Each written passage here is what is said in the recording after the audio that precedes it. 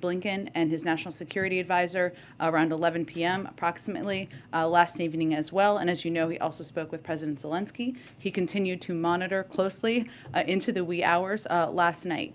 This morning, as you all know, he met for just about an hour with his national security team, which included both a full table in the room and full members from the cabinet, from the national security team on the screen.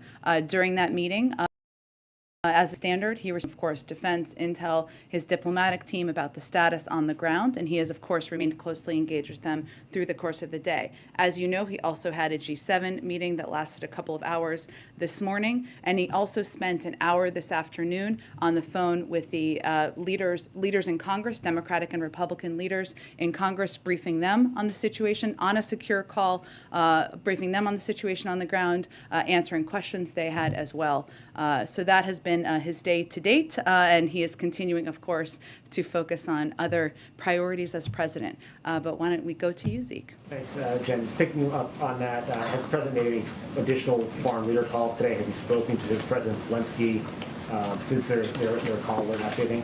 There's not been another call to President Zelensky. I expect, as you have seen over the past several days, he will continue to have calls with leaders. We will keep you abreast as those happen. And with the U.S. government saying that it believes that the Russian objective right now is to decapitate the Ukrainian government, does the U.S. believe that President Zelensky at this moment is safe? We're not going to get into security questions, but we are in touch with President Zelensky, and we are working to provide him a range of support. And President Zelensky, in addition to calling for the West to cut Russia off from SWIFT, also proposed or called for, demanded, I think was the word he used in a tweet, that the U.S. And its allies impose a no-fly zone over Ukraine. I know the president has said that he won't put U.S. boots on the ground in Ukraine to fight Russia. Is Ukrainian airspace in play? Is that something that is subject to any discussions? We've certainly seen his tweet or his request via tweet, but I don't have an update on that request. Is that not off the table? The no-fly zone's not off the table. Again, I don't have any update on this point in time or status of the discussions. Go ahead. Thanks. Just a follow-up on troops fast and a few cyber questions. Sure. Do you expect NATO to call up a major response force, and how many U.S. troops could be called to help in that effort? That's really up to NATO. As you know, we have a number of troops, thousands of troops that are on call, but that is a decision to made by the NATO alliance. And the president said, if Putin pursues cyber attacks against our companies, our critical infrastructure, we are prepared to respond. So just clarifying, does that first mean that there has not been any evidence of any cyber attack from Russia against any American companies at this point? Not that we have identified or attributed at this point in time. And can you explain? I mean, aside from past ones that you're fully tracking. Yeah, I guess I mean in the last 24 hours. I understand. And can you explain more of the White House's thinking on kind of this debate in Washington about whether a cyber attack against a NATO ally would trigger an Article 5 response, a response from the alliance?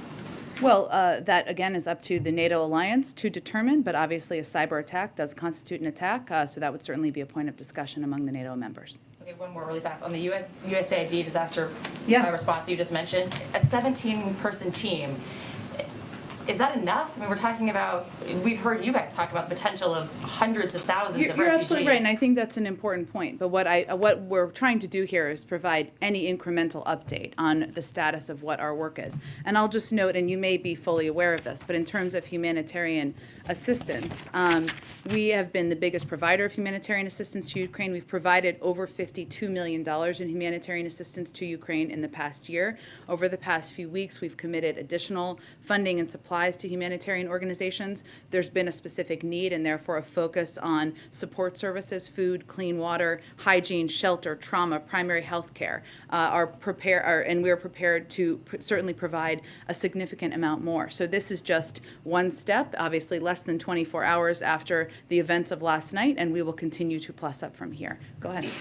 Jen, there are a number of protests within Russia itself. Are you monitoring this? What's your message to them? Well, there certainly are, and I know with everything going on, this may not have caught everybody's attention, but let me just note that, Today, we're seeing Russian people in the streets, open letters from leading Russian journalists and cultural figures denouncing President Putin's war of choice, and reports of Russian mothers concerned about the reckless deployment of their sons to this fratricidal war. I think it's important to remember back in 2014, when they didn't even acknowledge that they were sending Russian soldiers. They didn't even acknowledge when there were body bags coming back from Ukraine into Russia. And there is an outcry in the streets by Russian people, by more Russian people than I think many would expect. So despite Putin's crackdown at home, dissenting views remain. And I think that's important to note. To publicly protest against President Putin and his war is a deeply courageous act. Their actions show the world that despite the Kremlin's propaganda, there are Russian people who profoundly disagree with what he is doing in Ukraine. One more. Speaker Pelosi's talking about sending $600 million in lethal aid to Ukraine. Is this something you support?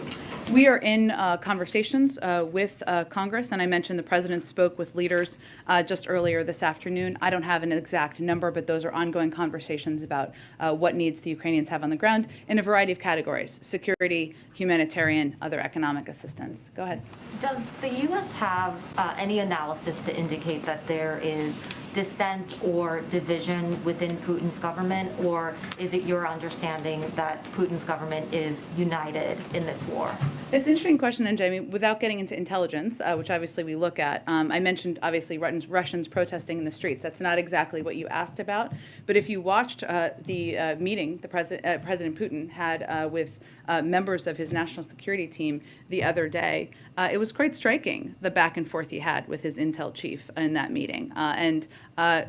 The analysis of that is certainly can be done in an open source manner, given it was quite public, but I will leave outside analysis to give further assessment of that. And as you know, we are seeing Ukrainians start to flee the country. Yeah. Is the U.S. prepared to accept Ukrainian refugees? We are, but we certainly expect that most, if not the majority, will want to go to Europe in neighboring countries. So we are also working with European countries on what the needs are, where there is capacity. Poland, for example, where we are seeing an increasing flow of refugees over the last 24 hours, or flow of individuals, I should say, out of Ukraine, what their needs are, and we've been talking and engaging with Europeans about that for some time now. Well, part of what you're doing is to prepare for the United States to accept. The president is certainly prepared for that, but I would just note that because there are a number of European countries neighboring Ukraine who have expressed an openness to it, we would anticipate many of them would want to go to European countries. And just one more quick question.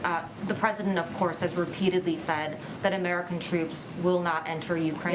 Yeah. Is there any scenario that has been discussed where that decision might be reconsidered? The president has no intention of sending U.S. troops to fight in Ukraine. That has not changed. Go ahead. This was asked of the president earlier, but I don't think we got a full answer. Yesterday, Vladimir Putin said that he warned if others got involved of such consequences that you have never encountered in your history. Does the U.S. understand that as a threat of using nuclear weapons? No. Deb Jordan? Yes. Say hello to everybody. Make sure you remind everybody across. Nor do we know all the specific details about his strategic posture, but we don't see any increased threat in that regard at this point in time. Go ahead. Just follow up on some of the cyber questions. Sure. I know that you and others have talked about how the government is on alert for the potential of a cyber attack, but can you share, are there any specific steps that are being taken that you can share that the U.S. is doing to protect the infrastructure, power grid, U.S. banks? Well, I would say, one, there's been efforts that have been ongoing for some time, since the beginning of the administration, to harden the private sector, work with the private sector in partnership to harden their cybersecurity protections. We've actually seen a great deal of progress made in the financial sector. It's one of the stronger sectors in terms of protections from a cyber front that we see out there. So it's been ongoing for several months. Obviously, when there are moments like this where we continue to watch and look for what the potential is, we continue to engage closely with a range of industries about what they need to do, about the potential threats, and that's something that happens obviously privately and through a range of agencies. I can see if there's anything more specific that we can read out to all of you. Just real quick, one follow-up. President Biden said that the U.S. is prepared if an attack comes there. Would, he said prepared to respond. Would that response be A cyber attack. a cyber Yes. attack? Yes. Would that be an equivalent cyber attack against Russia? Well, I would say that the president reserves the option to respond in any manner of his choosing, overt or covert, seen or unseen, as we like to say in more available English. But I'm not going to get into specifics of what that looks like. He has a range of options. Go ahead. Thanks. Oil prices and the SPR. Does the administration have an oil price in mind that would trigger another release from the SPR? I think not that we're going to get into detail or from here, JJ. I understand certainly the question. What you heard the president talk about today, and I can just reiterate a little bit, is that what has been ongoing, both from the president, who's been very engaged in this, having conversations with leaders in the Middle East and other parts of the world, as well as many members of his national security team, taking whatever steps we can to mitigate the impact on the global oil markets. And obviously that means increasing supply. Obviously a coordinated release from the Strategic Petroleum Reserve would be part of that. But in terms of what that looks like or the specifics, I'm just not in a position to get into more details at this point. Thanks. If the worst happens and Russia either reduces the flow of natural gas or cuts off energy altogether to Europe, does the administration have a good idea for how long households in Europe could last under that kind of circumstance? I don't have an assessment of that from here. I can certainly check with our economic team. One thing I will say that one of the steps we've been taking, obviously natural gas shortages and supply is an enormous regional issue, one that would hugely impact Europe more than here, of course. One of the steps we've been focused on and been taking is engaging with partners who may have excess LNG supply, like countries in Europe, Japan, for example, where we're planning to give them some, and now they're going to divert it to Europe. So we've been working to help mitigate any impact of a further invasion and a shortage in Europe. Go ahead. Some of the activity that we've seen today in Ukraine, some of the clashes have been in and around Chernobyl. Does the United States have an assessment of the risk of a radioactive release? So I do have one actual update on that as well. There was also a report out. So let me speak to this first, just so I don't forget, about hostages around there as well. So let me speak to that first. We are outraged by credible reports that Russian soldiers are currently holding the staff of the Chernobyl facilities hostage. This unlawful and dangerous hostage taking, which could upend the routine civil service efforts required to maintain and protect the nuclear waste facilities, is obviously incredibly alarming and greatly concerning. We condemn it and we request their release. In terms of a further assessment, I don't have anything more on that from here. You gave a readout of how the president spent the past 24 hours or so. First, I wanted to ask about his call with President Zelensky. Did he indicate if he was still in Kiev? Did he identify his location at this point? We are aware of where he is located, and we are in touch with him. I would say on that call, what they discussed is President Zelensky's request for the president to condemn the actions of President Putin and the Russians and to engage with other global leaders about it, and that's exactly what he's done. We've seen a number of statements today from former presidents, President Obama, President Bush, and also saw former President Trump on television talking about this. Has the president, you mentioned during the Afghanistan drawdown, he had been in contact with his predecessors. Has he been in touch with any of his predecessors during this? He has not been today. And then in terms of another domestic priority that was potentially included in his meetings today, given the situation, his time and focus and attention on the Supreme Court, on Ukraine, will this affect the timing of his Supreme Court announcement at this point? We are still on track to make an announcement before the end of the month. We have to do a lot of things around here at the same time. Go ahead. Just to follow up on the cyber attacks and Article 5 Sure. question, I know you said that it's up to NATO to decide, but from a U.S. perspective, would any cyber attack against a NATO ally trigger Article 5, or would there be a measure for what counts? Again, this is a conversation we would have with our NATO allies and partners. I don't have anything in addition to add to it. And just to follow up on the Supreme Court, I know you said you're on track, but has he made a final decision given there are basically 2 days left for the end of the month? Not a final, and no job offer has been made. Go ahead.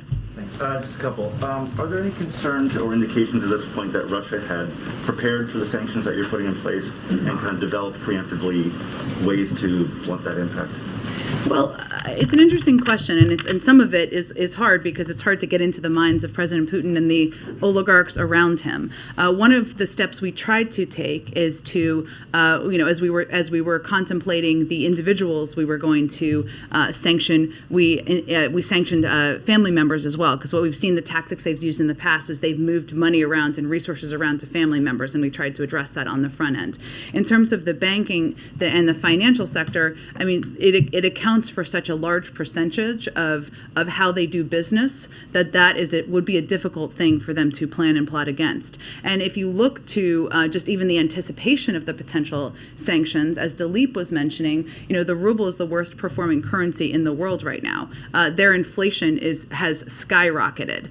So we're even seeing in their markets the anticipated impact even before today, and that's even before the actual squeeze on the financial sector in the country. So it feels to me it would be a little hard to plan around and plot around given the significance of what was done today and the fact that when we sanctioning 10 of Russia's financial institutions and these export control measures, which essentially cuts President Putin off from semiconductors and access to a range of technology he wants for the future. Those are difficult things to plan ahead for. And then I guess secondly, does the administration have any assessment for how China is reacting to this at this point? Whether they are willing to provide support to Russia, how much, and has there been any kind of contact there to kind of attempt to move them off of any support? Well, in terms of what impact they can have, I mean, China only accounts for about 15% of China and Russia. I'm not sure. You can double check me on this. About 15% of the global economy. If you look at G7 partners in the U.S. and Europe, it's about 50%, right? So they cannot cover what the impact of the sanctions that have been announced in coordination with Europe, how they would impact Russia. I think from our perspective as it relates to China, well, I can't get into the heads of what their thinking is. This is really a moment for China, for any country, to think about what side of history they want to stand on here. And that is certainly the case that we would make publicly and privately. I think you saw that Secretary Blinken spoke with his counterpart just a couple of days ago. The president's certainly open to speaking with his counterpart, but I don't have any prediction of that at this point in time or a timeline. Go ahead. Thanks, Jen. Over the past couple of weeks, as you've been sounding the alarm on this, you've put the sanctions package together, conducted diplomacy with the Russians and the rest of the world. How did the Ukrainian government use that time, since they've been initially warned that this was a likelihood? Did they use that time wisely to prepare? Tell me more about what you mean exactly. Well, you're seeing reports from the streets in Russia in Ukraine of people being surprised.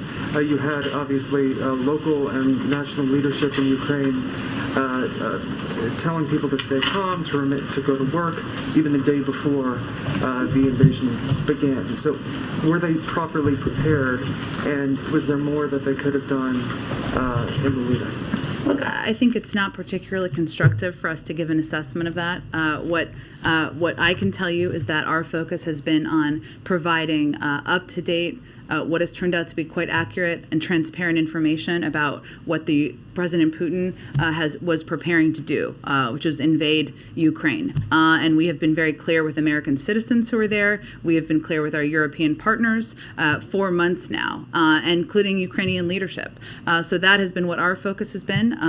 And we will remain a strong supporter and partner of President Zelensky in Ukraine moving forward. Go ahead. Thanks, Chad. Following up on the sanction question. Yeah. We have heard for weeks that these sanctions were, at least in part, a part of a strategy that was based on deterrence as well as prevention. Today, with the president's comment that no one expected the sanctions to prevent anything from happening, moving forward, do you expect this slate of sanctions to prevent any further advancement or aggression from Russia? Well, I would say that later in the back and forth or the press avail, he also said when asked if sanctions cannot stop President Putin, what penalty can? And he said, I didn't say sanctions couldn't stop him, which leads me to believe that's not exactly what he meant. He also went on to say the threat of sanctions and imposing the sanctions and seeing the effect of sanctions are two different things. And the way we look at this, broadly speaking, and Dilip touched on this a little bit, is that we do see them as having a deterrent impact, right? It doesn't mean they're 100% foolproof.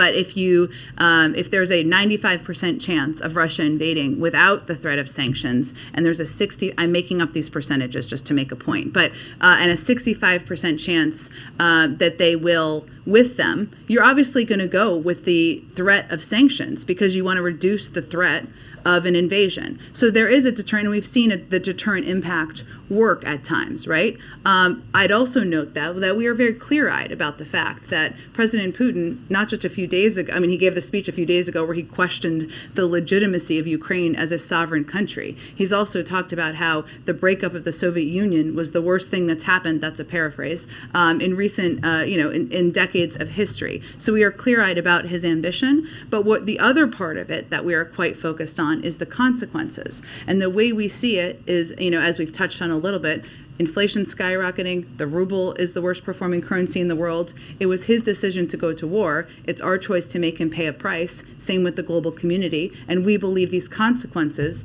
are also going to have an impact. Just at the risk of repeating your question as well, the president did also say, let's check in a month, and there has been some questions about time here. It seems like this is a strategy to use these sanctions to put pressure on Russia to eventually discourage them to pull out, or to force them to pull out this advance. So what is the timetable here, you think, for when the Russian government will start actually feeling the impact of these sanctions and possibly pull out? Well, in many senses, they're already feeling the impact. Look at where the ruble is. Look at where inflation is. Look at where the markets are in Russia. In terms of how Putin will feel the impact, we just sanctioned a range of oligarchs around him. We sanctioned 10 financial institutions. These are all significant, enormous steps that are going to have an impact on him. But in terms of the moment by moment, I can't give you an assessment of that. Just off topic, there's been a lot of questions about refugees in the region. For Ukrainians that are in the country. Is the U.S., especially after yesterday, considering TPS or any sort of protection? Sure. As you know, that's a decision that would be made through an interagency process led by the Department of Homeland Security, and I don't have any prediction of that. I don't have any kind of prediction of that at this point in time. Obviously, these events are just unfolding as we speak. That process hasn't started, that conversation? I'm not going to give you any specifics on an internal process, but I would just say, again, it's an interagency process, and right now we're, of course, in the middle of an invasion and a war in Ukraine. Go ahead. Thanks, Jen. Earlier you had said you have to do a lot of things at the same time. One of those things, of course, is the State of the Union next week. Yes. Can you tell us how the president this week has been preparing for that, how much time he spent on this speech, and how he's juggling that with this very busy schedule that you laid out earlier tonight? Yeah, absolutely. So in addition to obviously being very closely engaged and leading the effort on the U.S. response to the Russian military invasion of Ukraine, the president has been working with speechwriters, working with members of his policy team to finalize details of his State of the Union, starting to do some read-throughs, not too many yet. I expect those will increase in the days ahead. I expect we won't have too much of a preview for you, maybe tomorrow, but maybe more likely this weekend. He's also been engaging with his COVID team, talking about where we are in the state of the pandemic, what's next in the pandemic. He's been working closely with his economic team on and receiving updates on the supply chain, the implementation of the infrastructure bill. So even as we have all been understandably focused on the conflict in Ukraine, the president has been very hard at work on a range of issues that are vital to the American people. You touched on my follow-up. ABC is reporting that the White House is revamping the COVID strategy now that hospitalizations are on the decline. Should we expect the president to roll that out in the speech next Tuesday?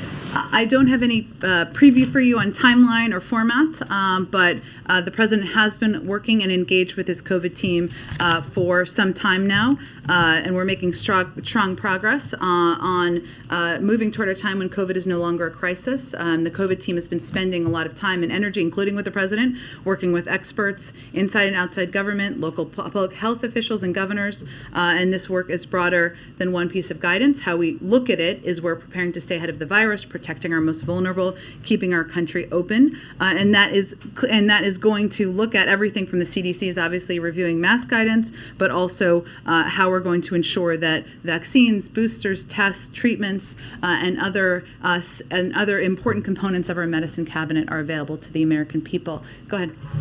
Thanks, Jen. I had a couple couple of Oh, questions. sure. And then I'll go to you next. Go ahead. Thanks. I had a couple of questions. First, a follow-up about some of the humanitarian needs you've been talking about. Sure.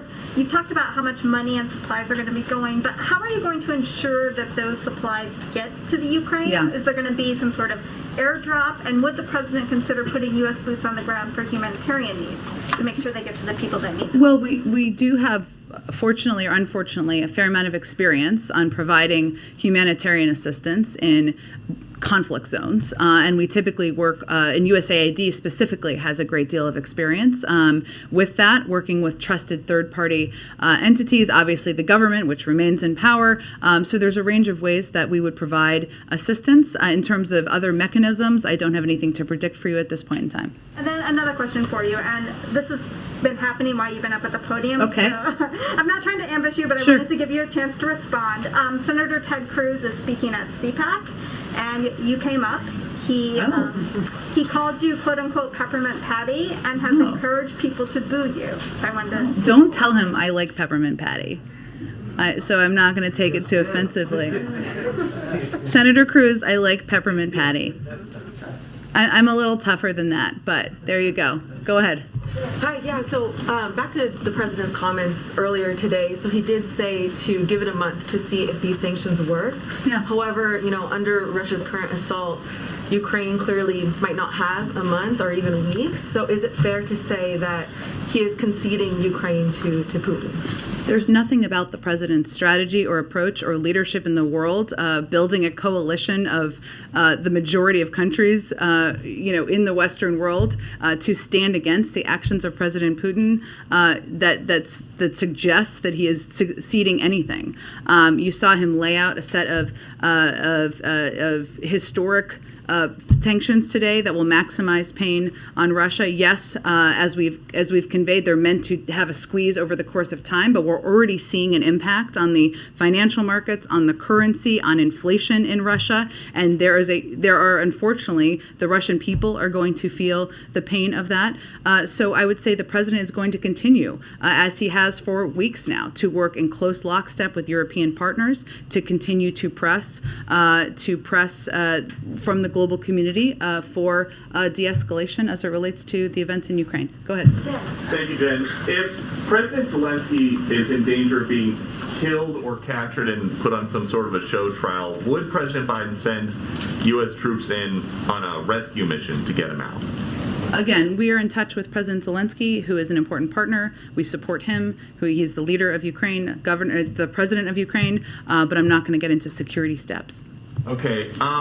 There's this talk about a possible forecast for financial pain, particularly at the gas pump for Americans. The president said today the notion that this is going to last for a long time is highly unlikely.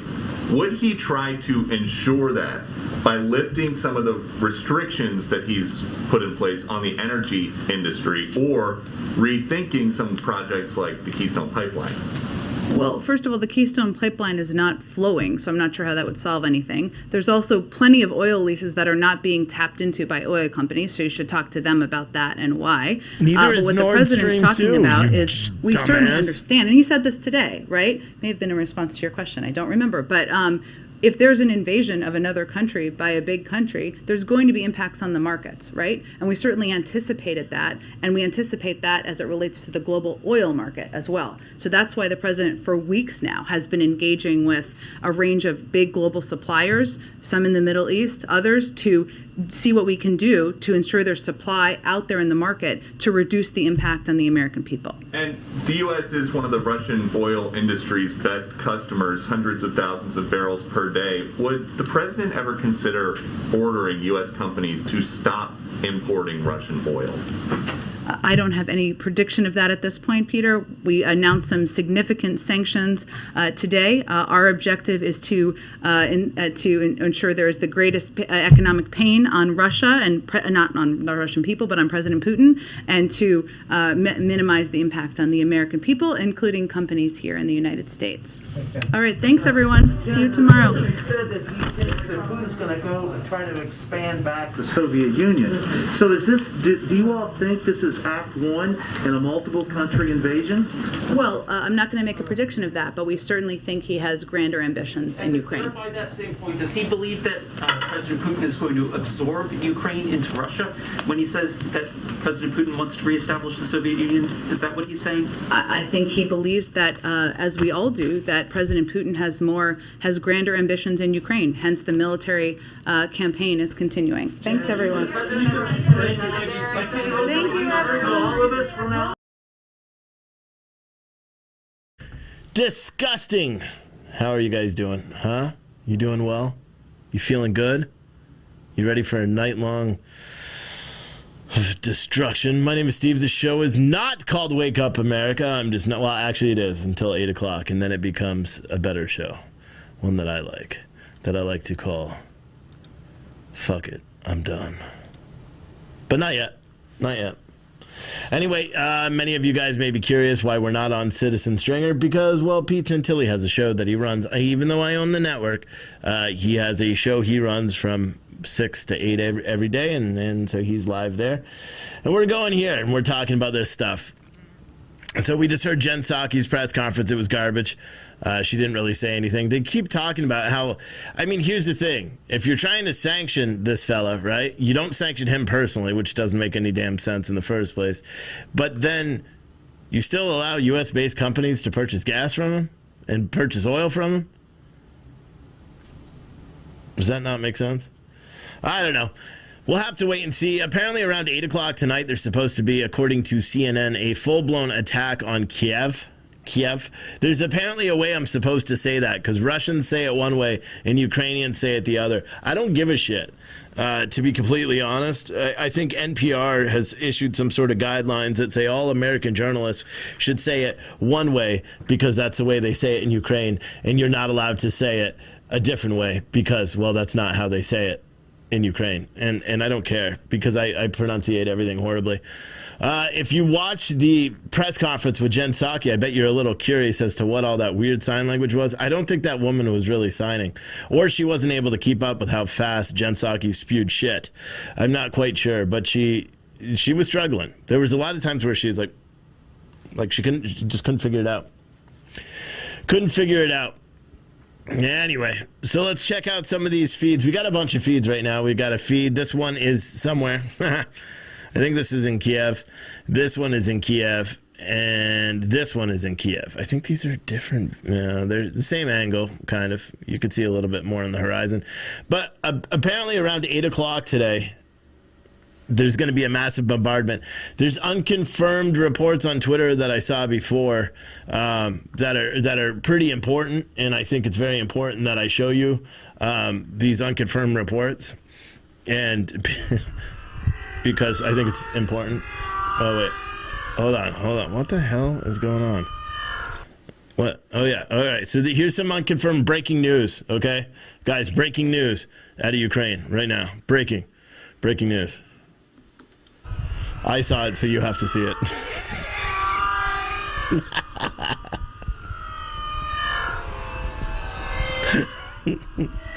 All right, I saw it, so you have to see it. That's all. I've actually been planning to do that since I saw it this afternoon when Eliza Schaefer posted it, because that's how good I am. But in all seriousness, there was some breaking news out of Ukraine. I'm trying to find it here. Because I moved it. But apparently the Ukrainian president, Zelensky, has said that Russia's... I don't know what he said. Let me find it so I don't get it wrong. Let me see, because he issued a statement, and this is a direct quote right here. This isn't it, but here's... Why do I keep pressing the wrong damn button? I don't know. It's very odd. So this is a breaking tweet that you guys can't see, but that's cool. But it says, breaking: Ukrainian President Zelensky decrees mandatory enlistment, number of conscripts yet to be determined. That means anyone from 18 to 60 essentially has to enlist in the military. That's not the tweet, though. The tweet I'm trying to find, yeah, he ordered general mobilization about an hour ago. I'm wondering if they deleted it.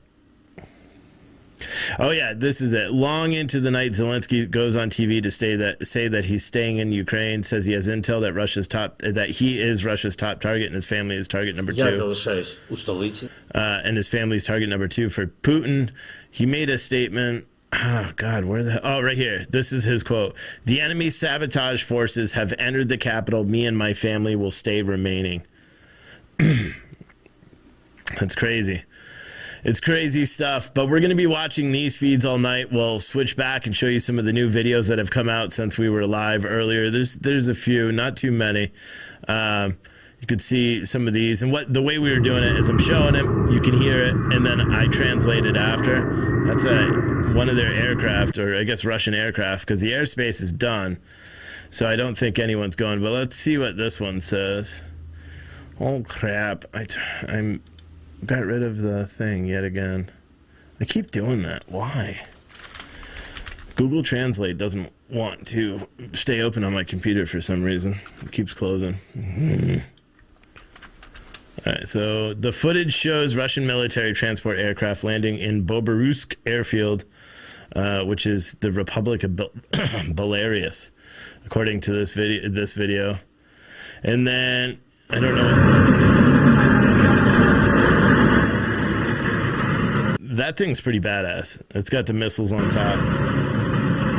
Can I say that, or is that going to be construed as pro-Russian because I said it's pro? You know, it's not 8 o'clock yet, so I still have to be politically correct, right? Once it's 8 o'clock, then the show becomes fuck it, I'm done, and then I can do whatever I want, say whatever I want. Some gangster like that.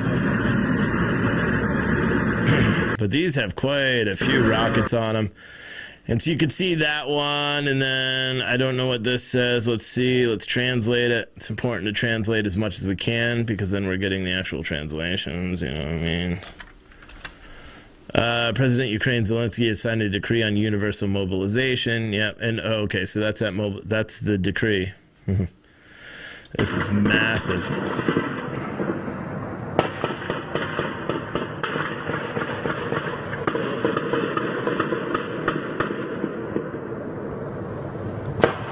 I'll be honest, there's one thing that I'm getting out of Ukraine right now that I didn't think I would get, which is a ton. Like, these dudes are fighting. I mean, and just like someone else said, it's because their livelihood depends on it. Fierce clashes in Sumy. Russian servicemen are trying to take the city completely, which is this video here. But they are fighting, dude. I mean, we've heard some reports of Russians getting pushed back. I tweeted out a picture of one of the Russian soldiers that was allegedly arrested or captured by Ukrainian military. And I wonder what's going to happen with those soldiers. I mean, most of them, you'll see a couple of pictures in a minute, most of them look like they're beaten. Here is an airfield. Let's see which airfield this is before we go too far into it. And it sucks that I got to keep translating it this way. But I don't read Ukrainian, or Russian. Satellite images of the airfield of the Air Force of Ukraine in the Chernobyl region is what this says. So as you can see, the airfield has been blown up. But wouldn't you think that if they're worried that they're not, because we haven't had any reports of actually Ukrainian airships actually going up. There's been no reports of that whatsoever, and I believe they had an Air Force as well. But there's been no reports of them sending up any fighters, then sending up. I mean, what are you going to do? They're not going to go bomb Russia. They'll never even make it in there. So maybe they're just doing it. But I haven't, and even on the satellite photos, I haven't seen. Maybe that's something I need to look up because I haven't seen much of anything as it relates to airports. And even, well, they must have an here. You know what? I'm going to look it up right now. Does Ukraine have an Air Force? I think they do. I just don't know how big it is. Ukraine only has slightly more enlisted soldiers and officers than its entire military. What? The roughly 200 aircraft that comprise of Ukraine's entire Air Force are fewer than the number of fighter planes that Russia has deployed already to the border. Okay, New York Times. Thanks for answering the question, I suppose. But here, it shows the airfield. Wouldn't you think they would just, maybe these are their planes. Oh, shit. Maybe those are their planes that are behind my head so you can't see. Watch. See, there's little specks of planes. There's a big plane and then little planes and then more little planes over here. Maybe that's their Air Force. And if that is the case, like I guess what's surprising me is they didn't destroy the runway. Because Ukraine has blown up bridges and stuff like that. I think I posted it on my Twitter. I think Ukraine has blown up some bridges. Actually, I did post on my Twitter. That was a crazy video. Why don't I find that for you and show you that one? Because I don't know. I wasn't live when we did that. Here's that kid that I was talking about. Tell me that kid is more than 15, 16 years old. Can't see it. Fucking A. Let me see if I can zoom this shit out just a little bit so you can actually see what I'm trying to see here. You know what I'm saying? It's going to fuck up everything, but whatever. Oh, no. There. That's not the one I'm trying to adjust. Main. Let's do that. And then, like... hold on, I got to check something. It's going to get weird for a second. Alright. I think I just fried my monitor. No, I didn't. Okay, good. I just wanted to make sure it's not like showing my bookmarks and stuff. And now let me move myself over here. This is high-tech stuff. Like, I should have did this before, but I want to be able to show you the whole damn videos and stuff. You know what I'm saying? And stuff. Okay, cool. All right, but this kid here. Yeah, now you can see it. There you go. That kid doesn't look more than 15, 13, 14, 15. A lot of people said that these people, what were some of the comments? That they may be, imagine a 14-year-old states of Canada, blah, blah, blah. These are conscripts. Putin is not sending the real troops yet to somebody else. And then I, of course, looked it up. Conscription is for the first year, and you must be 18, according to Russia. So they must be 18, but I mean, this kid... he looks like a kid, and he's wearing the orange, and that's how you know he's Russian. And then this is the other one. Looks like he got some wound to his face, and maybe that's what they were traveling in. I'm not sure, but man, Ukraine. I'm impressed with how much the Ukrainians are fighting back, which is pretty impressive. Oh wait, I was looking for that video. I'm on fire today. Watch this. This is fucking gnarly.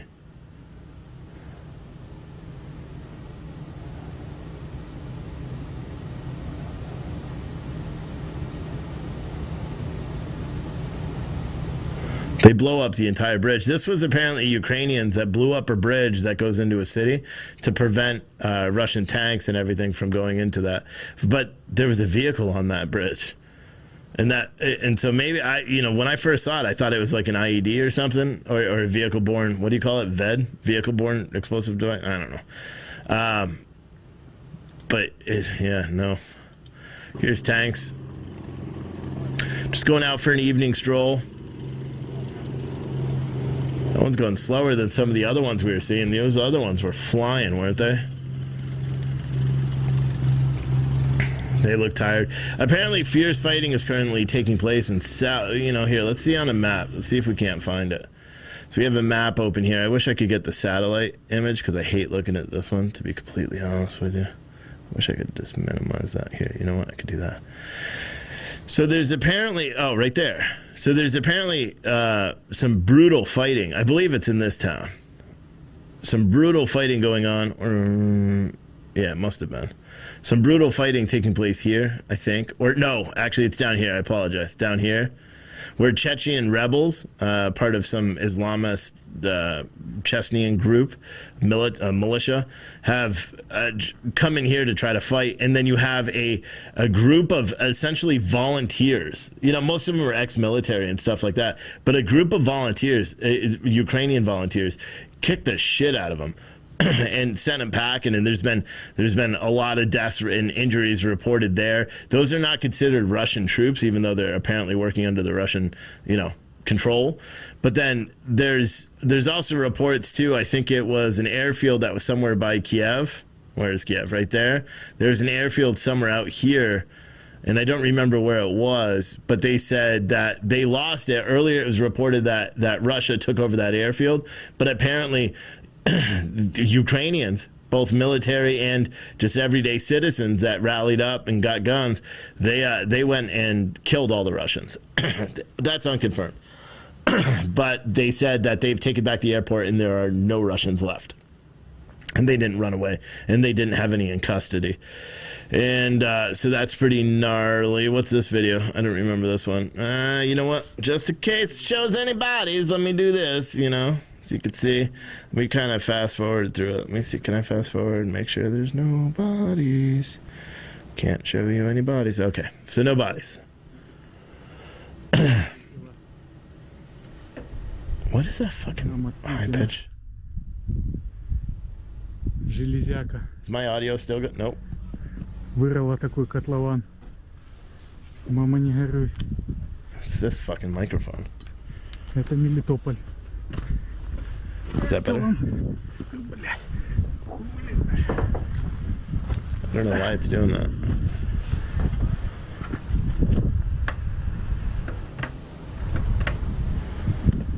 I'm hearing like high-pitched ass static. So that's one, and then you know what'd be kind of cool to do is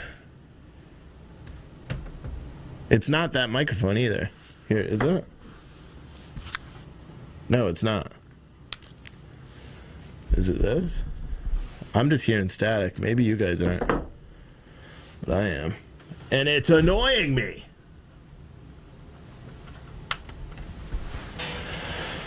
I don't know how to fix it. It's not going to fix itself. This one I saw, he's driving, but I don't speak Ukrainian, so I don't know what he's saying. This was, let's see where this one was. You know what I should be doing is finding out where all these are and like putting them on a map or something. I just don't have any time. It would be cool to do, but Kherson fighting continues periodically. Kherson, as you can see here. And the fire department. God, imagine being a firefighter in Ukraine right now. You're just going and dealing with all these buildings that have been shelled and stuff. All right, now this is where it gets weird because I thought this was a Ukrainian site, and maybe it is, but these are Ukrainian military that have been captured. And they're already been, apparently they were captured somewhere else and they were already transferred. So apparently Russian military are capturing people and transporting them rapidly into Donetsk, the territory they hold. And these guys have all been captured and transported to Donetsk, according to the reports. Let me see. Is this more of that? No, these look like they're ready to go. Copy. Let's see what this translates out to. The Q for the Battle Brigade of the 24th OMBR, named after King Daniel, is this group. Man, I can't imagine. Let's see what this is. Я не поняла, идет техника, да? Куда заворачивать? Нам не идут. Слушай, идут военные, а там... Oh, it shows all the tanks. Я не пойму, это какие войска? Let's see where that is. You know, probably by the end of covering all this stuff, I'll actually probably know who these people are, like where these are. Soldiers of the armed forces of the Russian Federation have entered Nikolov. Let's see where that is. It's weird. They have different spelling of it all. Okay, so that's down here by Kherson. So Russia is already up here. So there's intense fighting going on here, but they just said that video. So this video that we just watched here, this video is apparently right here, which is just north of where there's apparently intense fighting going on. And Odessa is over here. This is where it's kind of weird because we heard earlier today on one of the news stations that they didn't do any aqua landing, or what do you call that again, where they come in from the water. But there's reports that was occurring last night. I forgot what the terminology is for it. There were reports that was going on last night, but then we heard on the news today on mainstream media where they said that didn't happen at all. But we know there was intense fighting because all the reporters from last night were actually talking about all the intense fighting that was out of there. So we'll have to wait and see. I think we're running out of the new videos here. There's one of the tanks there. This dude's just chilling, watching all these tanks. Like how long? And here's the thing with all these With these restrictions that Biden is doing, soldiers, is this the same? That must have been the same thing. I must not have highlighted this. Copy selected text. Oh, it is. Footage shows the movement of APU equipment in Sumy. Sumy is an area where it seems that there are a ton of Russians right now. So Sumy is... Okay, so that's north of that too. So they're just going towards... Oh, wait, no, Sumy is west. Or east, right? Yeah. Because here's the other place. Is that... Oh, yeah, here's Odessa. So Sumy is way the hell up there. So that's a whole different place. But this is in Russian control. Because I've been seeing videos and texts and stuff out of this place all day long. That's out of Russian control. See, like, I wish I could mark it. Like, as we look up videos and stuff, I wish I had the capabilities. And I probably do. I'm just not going to. Because I could, like, make a map and drop a pin and do all that stuff. But I'm not going to. That's too much work. If someone else wants to do it, you can. All right, let's go back to Telegram. Here's another fight.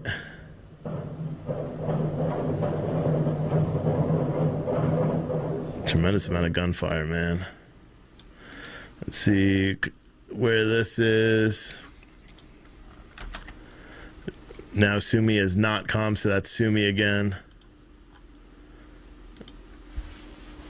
Tanks being brought in on tractor trailer. Damn, bro. Damn, bro. I think we have this feed, don't we? Is that one? No. No, that's a different one. Almost looks the same. Is a big... Oh, this is that bridge I already showed you. And then I think we're caught up to the videos that we watched earlier. Yeah, we are. So we're caught up there. I'm going to get a drink real quick. So I'm going to throw on News Monitor. This is our look, everyone's on commercial breaks. Everyone's on commercial breaks.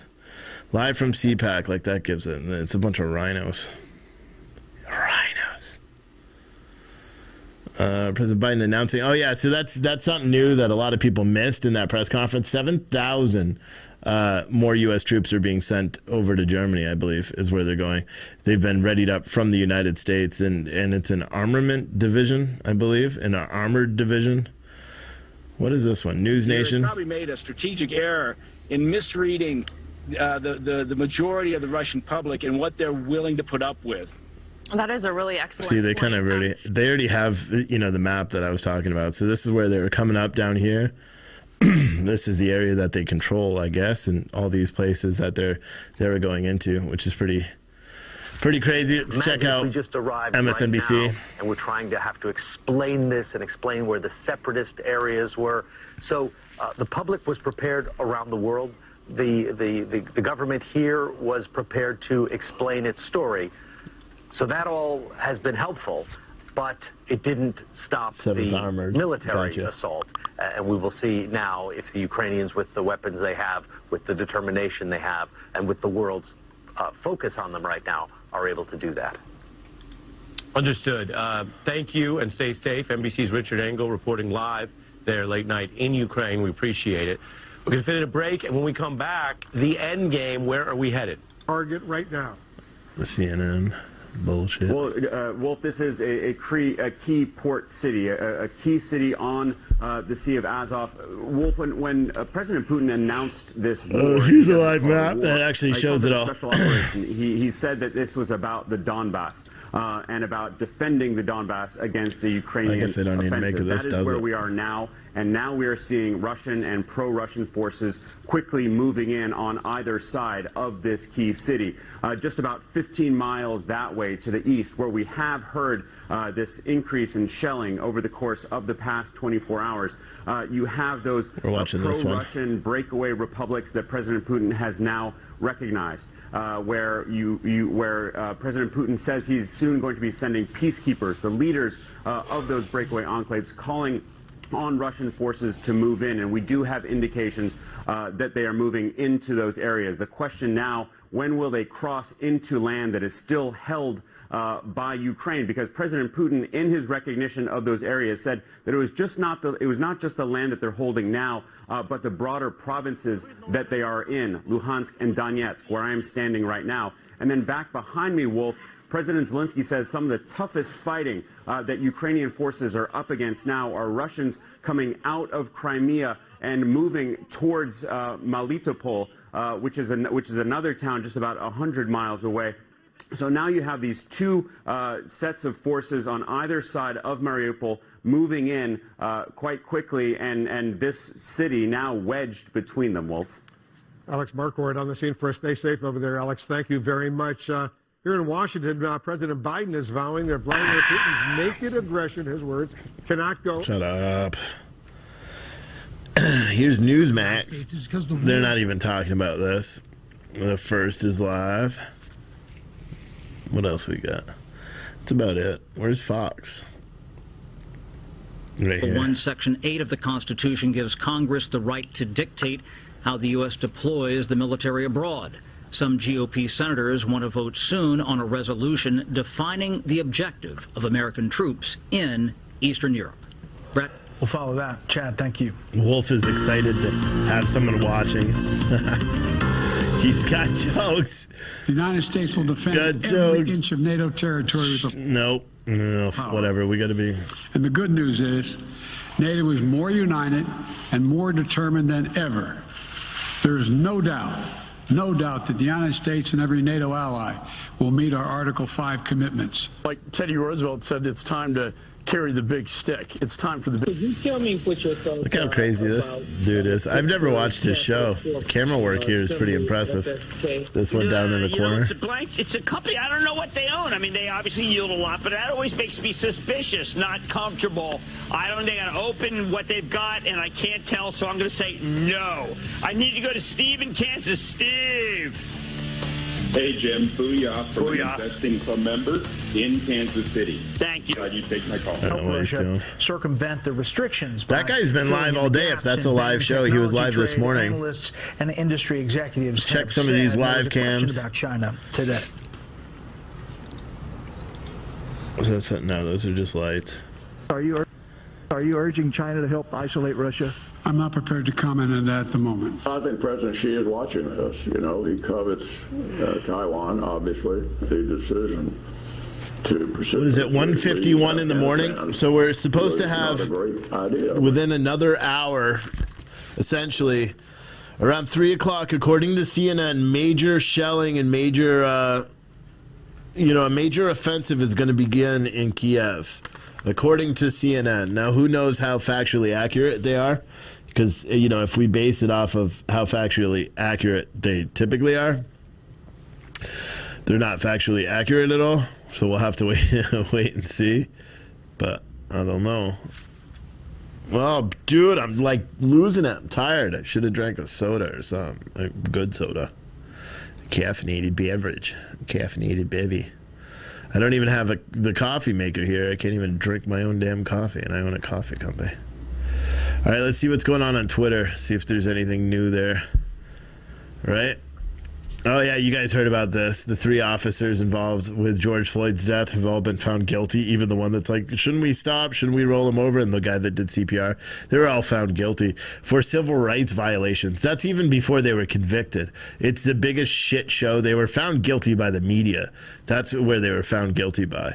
So stupid. But whatever. Let me keep searching, see if there's anything. I think it's all kind of calmed down on the war front. Everyone's kind of mellowed out. There's not as much posted. Looks like Russian SSO specialists with Hilzes and Vans and Belarus. Zelensky said they were a sabotage group in Kiev. These are the types of guys he's referring to. A column of Russian vehicles.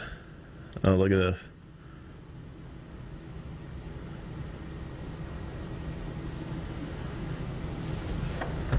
Harold Ford. Well, first, thanks for having me on. I think a couple things. If these are the guys that are going in there, hold on, let me shut this off. I trust that he knows a lot more. Shut up. Shut up. And I lost it. Where'd it go? Oh no. Here, let me go back to where I was. Look at that. That's a van. That's a pickup truck. That's a big ass truck with people in the back. That's a pickup truck. That's a Volvo. I don't know what that is. Is that full of troops too? Look at that. That's the one car that doesn't fit in there. This guy is like, I'm just trying to get home from work. Where is he? This guy. He's like, I don't want to be here. Can you imagine? He's probably like, I just don't want to be here right now. Not at all. Not at all. But interesting. Good spot. These indeed do look like Viking MRAPs and Toyota Hiluxes used by Russians elite SSO, Russian version of JSOC. These vehicles, what he's saying, quite impressive. If you're into that kind of thing, look at this, man. This is Sumi. It's just on fire.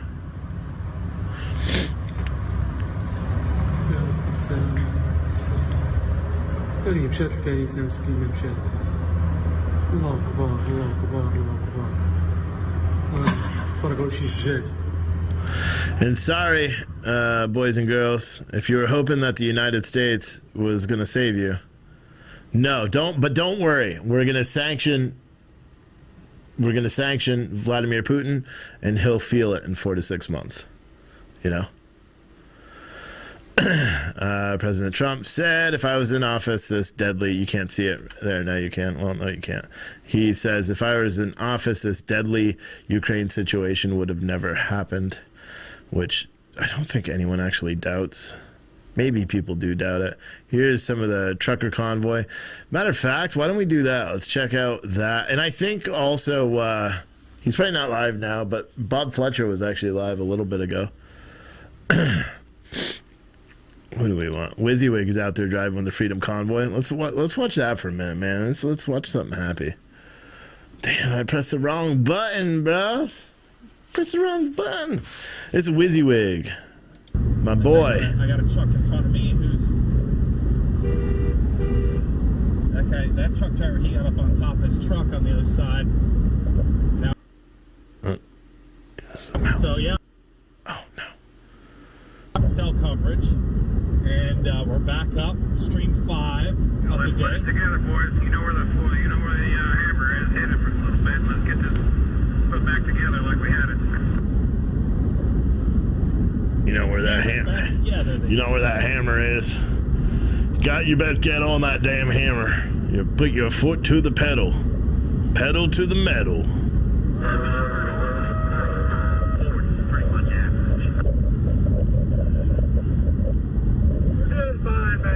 We're doing fine. We're doing fine. We'll be alright. We'll be alright. Oh, this isn't live. Damn.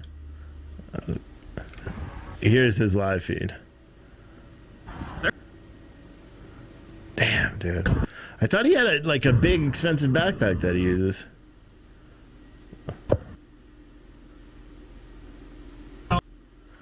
Man, his feed's rough. Know that I have low sight. Hopefully that wasn't too choppy, but I saw that and I'm like, oh. It was. You know what I'm gonna do? Let's show some support for WYSIWYG. Let's drop that. One step I've ever taken.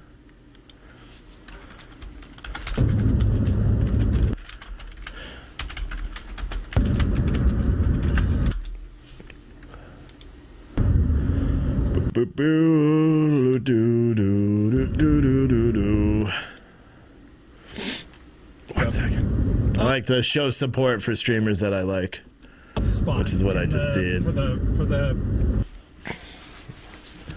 Because a lot of times people watch the live streams and they don't contribute at all. You know what I mean? You can tell that it. And with this guy, he's traveling across country with this whole rally. So. Let's see if he reads the chat.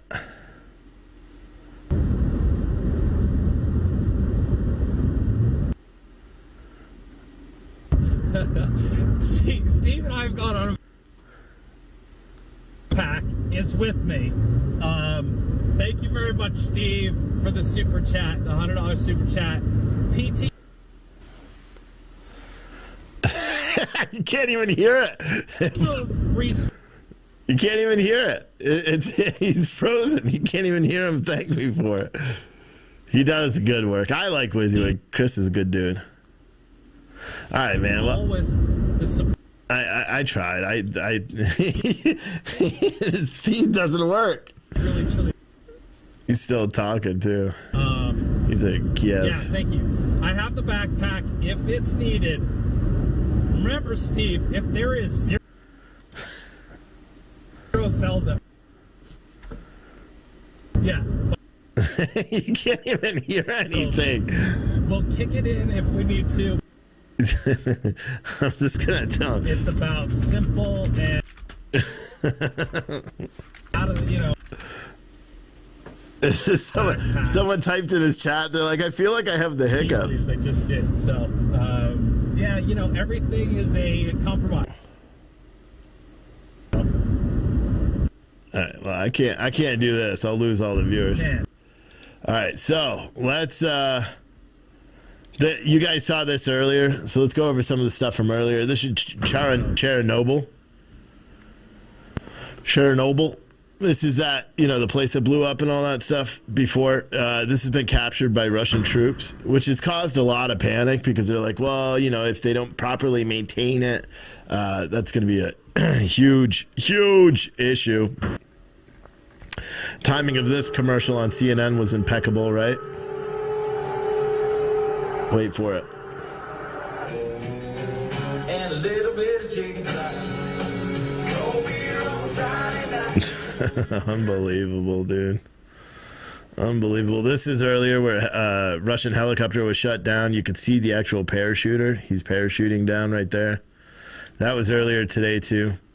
There's been a lot. Oh, look at this. This is one I hadn't seen. This is Ukraine Emergency Services, Ukrainian Air Force AN-26 shot down by Russian forces with 14. Oh, I saw this morning. 14 people on board, 5 confirmed killed. So people actually survived that, which is pretty impressive. Jeez, man. And so we're getting, oh, these are my tweets. That's why I've already seen them. It's been one of those days. It's been one of those days. What's this one? This is yesterday. Or this is older. Look at this. This is that Sumy region. That is gnarly, dude. Here's another one. We watched that one. Light it up from Hollywood to Mohali to Tesher and Derulo. It's a worldwide party. Yeah, it's a worldwide party.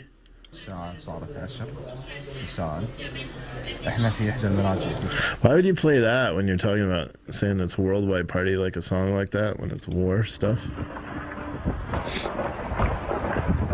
Yeah, these are old. Most of you guys, if you watch the whole day coverage, you have already seen this stuff. No vehicle, no people.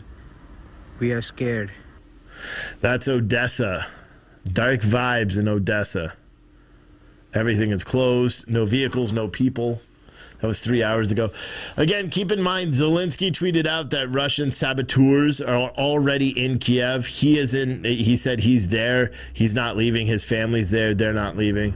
They're staying.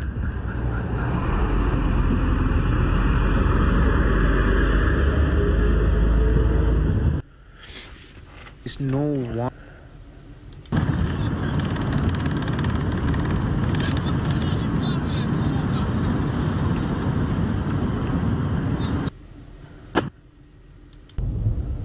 This is insane. The media is all showing this because those are bombs.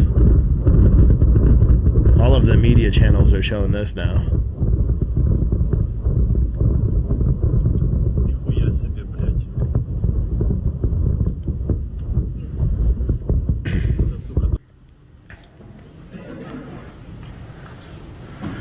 These are Ukrainian soldiers that are being given cigarettes and all that stuff. And lighten up the cigarettes. Now, the War Gonzo, I know nothing about this fella, but I know as soon as he appeared there, they knew. People were on social media saying, War Gonzo's in Ukraine, or, you know, on the border. He was in Donbass, I believe. They're like, it's going to go. He follows around with the, like, Russian special forces, those SSO people, and they really believe that wherever that dude is, it means because he knows and he's called there. Like, some of them, you know, speculate that he is part of that, like, the Russian special forces. And I don't know that. That's all unconfirmed. Here are those weird vehicles. These ones, I haven't seen these ones before. I don't know what, I mean, that doesn't look like Putin. So I don't know who these people are. Russian and Chechens. Oh, Chechens, that's right. Chechen National Guard watching a Russian party. We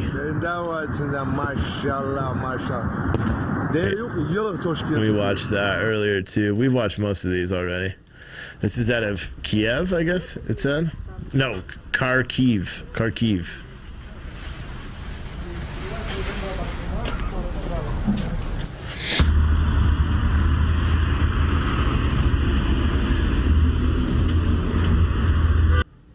I mean, you know what's crazy? When you think about this and you think about the fact that they're calling everybody up and they're making military service mandatory, it's kind of gnarly because if you think about it, it's exactly what we would do here, except, you know, we would already be mobilizing by the time Biden put on his diaper and got dressed to come out and tell everyone to be mobilizing, because that's how we roll in America. But I can't imagine what that feels like. You know what I mean? I really can't.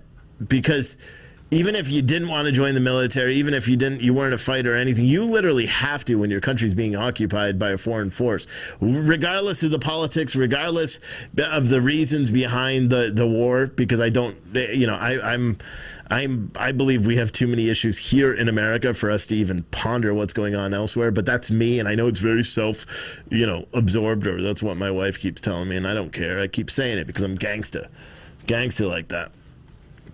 But I don't know, man. It's crazy. I don't know what this was. Let's listen. It's a journalist. He's getting ready to do a broadcast, trying to look for the best shot. Fuck that. I'd be on the ground too. Hell yeah, I'd be on the ground. I had already shat myself. Oh, you guys can't see it. My bad. Here, I'll start it all over.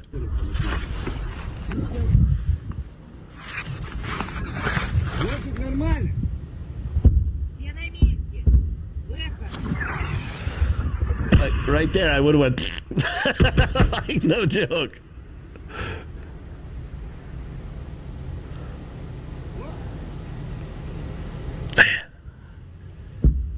Sure. Hell no.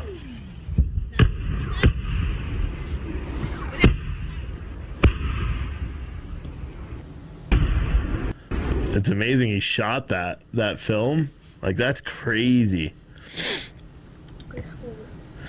Children filmed the Russian missile strike. That's what this one is. Это у нас мы в селе просто и вообще какая-то ерунда происходит. О, вон. Это вообще какая-то штука подлетела. Уже не перестану снимать. Какая-то там война происходит. Это у нас мы в селе просто и вообще. It's sad, but what do you do? You know what I mean? О, вон. What do you do? Это вообще какая-то штука подлетела. Уже не перестану снимать. Какая-то там война происходит. You know what I mean? What do you do? That just got me a little bit. These kids are watching, missiles and all that stuff going off. And I'm like, whoa, no. I started thinking like my wife and got a little soft for a little. But we have kids that do that here in the United States that live out in Chicago. And every day they look out their window and they go on TikTok and they're like, what are we going to do? They're killing each other. It happens every day here, too. I don't know if they have that kind of senseless violence that we do in Ukraine prior to the war. I mean, granted, they've been in a war for 8 years, but we should chat. I need to really keep an eye. This one is from Kiev. And then this one is from Kiev. I don't know if this one is. Here, let me see what this says. Translation, please. Translation. That's how you say it with an accent. This is Malaya Danakova, I guess. The media had this feed earlier, or no, they had this feed earlier, and they were saying it was Kiev. But this has been dark for a long time. I feel like it was dark when it was still light out there. Someone said it was an apartment building from what you saw. Reports from Fox U.S. officials saying Kiev, what was that, chat? Kiev, yeah, maybe we should check on mainstream media and see what they're saying. See what kind of lies they be spitting. All right, let's see. Which ones do we want to watch? I don't want to watch any of them because they lie all the time. Like, what the hell? Ex-officer Breonna Taylor Raid said he saw AR-15 fire. We already know that's not true. We already know it's not true, but whatever. It doesn't matter. We don't report the truth over there on Cheddar. Quickly. Here's Fox News. Guerrilla warfare.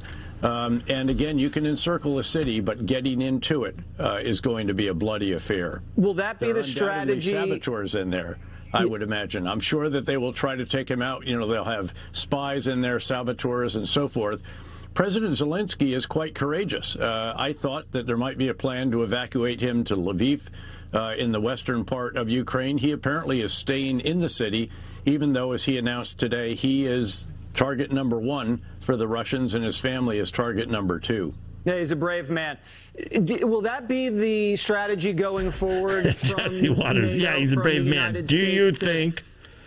Plow weaponry under the radar into the country and arm the guerrillas as they resist this occupying force? I can't begin to get into his head and to say exactly what he means by that, by those kinds of words, that kind of bluster. But again, we've been prepared for whatever course that he chooses to take. We were prepared to engage diplomatically if we could, to divert him from the aggression that he's pursued. We are also equally prepared now that he's committed that aggression. Russia's economy is fueled by gas, and the U.S. is a consumer. So would the U.S. consider cutting off oil and gas purchases from Russia? Well, what we're doing, Nora, across the board is making sure that we inflict maximum pain on Russia for what President Putin has done, while minimizing any of the pain to us. We're in full coordination with other countries, both consumers and producers alike, to minimize any impact that this may have on energy prices and on gasoline. And as you heard, a senior Ukrainian official says the country has lost control of the Chernobyl nuclear power plant. There are now fears that fighting could risk a new. You know what's kind of interesting is because when you watch these different shows, right? So we have all the news stations. We've got Book TV, whoever the fuck that is. I guess C-SPAN 2. We've got Bloomberg. We've got the Young Turks apparently are on this thing, and they're just talking about the civil rights bullshit. They're not talking about what's going on in Ukraine and Russia and all that stuff much. They're just being critical of everybody else. You've got Newsy. They're talking about Ukraine. Obviously, CNN Secretary Blinken talking about Ukraine. Fox talking about Ukraine. MSNBC talking about Ukraine, CNBC talking about Ukraine, Newsmax talking about Ukraine, Cheddar, Columbia suspends professor after tweet about dark-skinned model. I'll be honest, I don't even know who Cheddar is. They just popped up on this thing. CBS News, Ukraine, Fox Business, Ukraine, RT, Ukraine. What the hell? What is this one? This is News Nation, Ukraine, NBC News, Ukraine. What is this one? News? It just says news. Who's this one? Truth is getting out there when you look at the polls, too.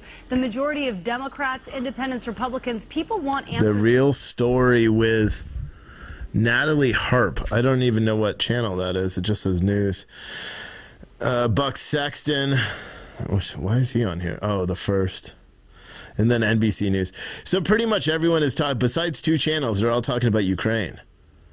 Because they should. It should be something that everybody's talking about. You know what I mean? I don't know. That's just my opinion. My opinions are like a-holes. Everyone's got one, including this fella.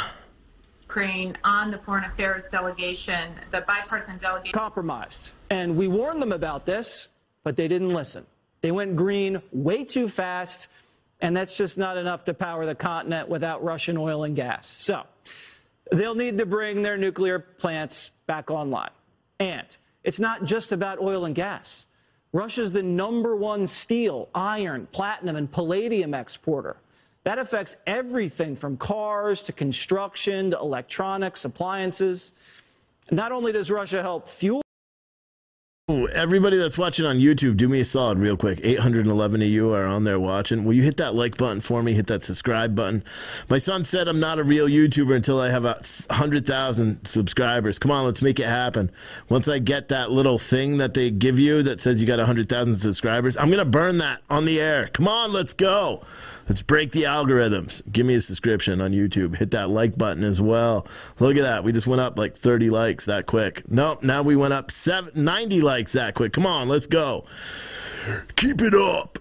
Anyway, let's go back to this. Of course. Of course. Oh, wait, no, fuck that. We're not listening to the Young Turks, shitheads. Could be as high as 10%. Europe was taken by Putin. Let's make sure America isn't. Here now to react is senior fellow at the Hoover Institution, Victor Davis Hanson. On the military front, but also I think that they are going to stay strong on the financial economic sanctions front. Welcome, and if Professor this continues, Prox. I think they're going to Praxis? agree with the United States that even more significant sanctions need to be implemented, possibly against Putin himself, but also against Russian involvement in the SWIFT system. Yeah, we're going to get more into that throughout the show because that is that's considered the nuclear option, but he might bring that upon himself. Aaron McLaughlin, John Brennan, and Applebaum, thank you very much. Up next on the Readout, Putin's unhinged. And we are now in the early hours of a new day here in Ukraine. President Zelensky just said the government. And what does that mean for the sitting president? Well, the nightmare would. Wait, when did Shepard Smith go to CNBC? Killed. Paraded into a jail cell. As we listen to Vladimir Putin over the last couple of days in his speeches, he's constructed this web of lies that Zelensky is a Nazi. In fact, Zelensky is Jewish, and his father fought, his grandfather fought in the Soviet army against the Nazis. So a real nightmare, Shep, would be if Putin were able to capture him using some kind of fifth column and then put him into some kind of kangaroo court trial. The United States government, I know, is doing all we can to aid the Zelensky government to keep them out of the hands of Vladimir Putin. Admiral James Stavridis, many thanks. As Ukrainian troops take on Russia's military, I just got a shit ton of alerts on my phone. It like froze my phone. What is that? We got details today. President Biden unveiling a list of new sanctions, saying Putin's aggression cannot go unanswered. The Secretary of State, Tony Blinken, telling NBC's Lester Holt tonight that Putin will feel the sanctions quickly. We have responded in a united way, swiftly, and with real consequence to impose very severe costs on Russia for the aggression it's committing against Ukraine. So what exactly have they done? Our senior White House correspondent Kayla Tausche live on the North Lawn. Kayla. Shep, this is seen as the second in a 1-2 punch of sanctions that the Biden administration has been crafting with allies since December. After an introductory set of rules this week, today announcing Russia's largest banks completely cut off from the U.S. financial system. Other large companies blocked from raising money, assets of 10 more elites frozen, and a new ban on buying technology from the West for defense and space capabilities. Sources say the administration allowed Russia to keep using Europe's SWIFT secure payment system because of economic ripple effects and the risk Russia would just build a new product to bypass it. Sources also say the package stopped short of slapping full sanctions on Russia's energy sector, in part because of inflation. President Biden says he'll release more emergency oil reserves to help. I will do everything in my power to limit the pain the American people are feeling at the gas pump. This is critical to me. But this aggression cannot go unanswered. If it did, the consequences for America would be much worse. America stands up to bullies. We stand up for freedom. This is who we are. The Russian economy recoiling, its stock market cut by a third, the ruble making its steepest drop on record, and the cost to insure Russia's debt against a default the most expensive since 2009. President Biden said it will still take weeks to see whether the moves produce their intended effect. Vladimir Putin withdrawing Russian troops from Ukraine. A senior defense official, though, says Russian forces continue to advance toward Kiev. The U.S. sending an additional 7,000 troops to Germany to bolster defenses there. And tomorrow, NATO will hold another virtual summit to discuss more troop deployments. Biden stressing yet again there will be no American boots on the ground in Ukraine, but he says the alliance has never been more united. Shep? Kayla Tausche live at the White House. Thanks. Michael McFaul, now former U.S. ambassador. Real quick, to Russia. I'm going to do He some. Negotiated face-to-face with Vladimir Putin. And I want to talk sanctions with you if we could. Last week, Jen Psaki said sanctions are meant to be a deterrent. Over the weekend, Secretary Blinken said sanctions are meant to be a deterrent.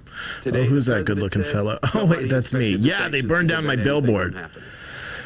Here's the thing. I know it's a little early. Shit. Hold on. Let me shut this up. They clearly did work, and they didn't even use all of them. Big.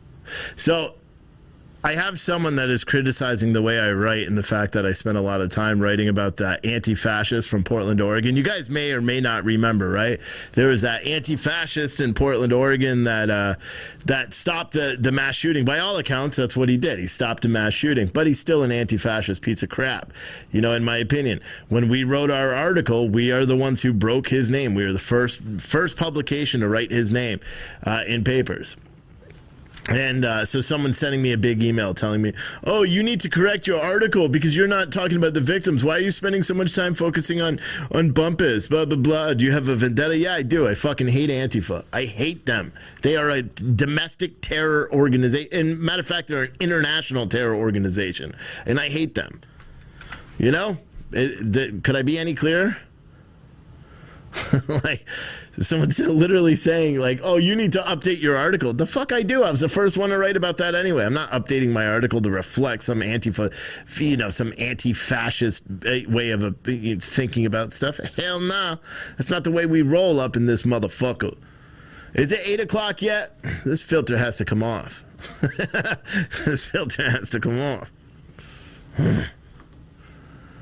What the fuck? I keep pressing the wrong damn button. Right there. That's the one. All right, this is Kiev, and apparently, according to CNN, an unnamed U.S. Military official said that right around 8 o'clock, there's supposed to be 8 o'clock Eastern time. There's supposed to be a massive bombardment in Kiev. This is a camera view of Kiev. This is another angle, pretty close of Kiev. So everyone's kind of just waiting. We will be monitoring the news because I'm hoping that they're going to. It seems like Fox is actually doing their regular show lineup. That means Tucker Carlson's probably going to come up next at 8 o'clock. And I wonder how much attention he's actually going to show to this versus the actual live coverage, because that's what I would like to see. I would like to see the actual live coverage, the boots on the ground coverage. Unfortunately, it doesn't allow you. We can't see it. I actually have a meeting tomorrow morning to try to get some of that. To syndicate that footage because I don't like having to rely on everybody else. Plus, it will just give us a lot better position. Let's see MSNBC. Let's see this guy looks like he's and a former U.S. Naval Intelligence officer. Keir, I'm going to start with you because that term regime change. That reminds many people, I'm sure, of a very unpopular war waged in this country, and it was again a war of choice.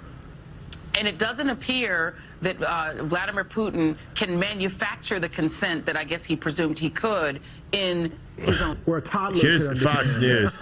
I'm at a toddler Fox level. Business talking about sanctions. Because this man has kids. A lot of them. Thanks, brother. Coming up, the crisis in Ukraine now likely at the top of Biden's list for next week's State of the Union. And wait until you hear what his chief of staff, Ron Klain, thinks the speech will do for the... They're just getting right back into the politics, and instead of talking about the potential for war, which is really fucking frustrating to me. At the top of Biden's list for next... I didn't mean to do that. Then I just moved to the Clipper thing. Let's load all these videos again. You hear what his... Yeah, I don't... I don't want to hear the politics. I want to hear the news. I want to hear what's going on. Capital, a university town, Jesse. This is where I need a war correspondent to go to Ukraine. Universities is where a lot of students are. Well, Steve, we're live out here, and it's fucking bullshit. About 6 hours to the east of here, which feels like we're standing in Kiev. They keep saying that they're going to bomb it, and Ukrainian president says at least 137 people have been killed so far. Ukrainians have been killed so far. Didn't think it could happen, and now it's happening, and there's a real sense of disbelief. And then that rambling speech, you rightly describe it as rambling by President Putin, I think raises some real questions. I didn't think it was rambling. How he's thinking, how he's seeing this. Because in that very speech, he criticizes the US over Iraq, and yet the same questions that the US learned bitterly with Iraq are going to be the questions that President Putin is going to face over Ukraine. So let's think of a few of them. What? If you break it, you have to fix it. It's harder to fight in a place that is somebody else's turf. Just those two questions. And then we remember he just lost it. And I don't think we're clear what President Putin. Oh, that's Joy Reid. That's why they suck. It's Joy Reid's show. She's an idiot, and she only has idiots on her show. Let's see what this guy's saying. We saw, the lights go out. Not exactly a blackout, but the reason I'm talking to you, by the way, kind of in the dark, Jesse, is the authorities actually came up to our hotel room, demanded to see our passports, shut out our lights. So hopefully you can see me. That we had the iris turned up, but there were long lines at the ATM. There were a lot of nervous people. This, of course, is where people are evacuating to who fled the capital. We even spoke to some people who were so scared they were fleeing Lviv, Jesse. Yeah, I can see you. It's just a very, very warm glow, Lucas. You look great there, and I want you to stay safe. Real quick, though, these 160 or so Russian missiles that launched into targets, were those successful hits? Were they erratic? What was the accuracy of these missiles? Well, it's a good question, Jess. The Russians don't use our GPS. That blue dot on your iPhone, that's courtesy of the U.S. military and the 31 satellites in space. The Russians use a different system. Apparently, it's pretty accurate. The Russian Defense Ministry claims they targeted mostly military targets, and the facts seem to bear that out. Those missiles that you saw heading into different cities, they didn't go downtown. You didn't see, the hotels in Kiev and here in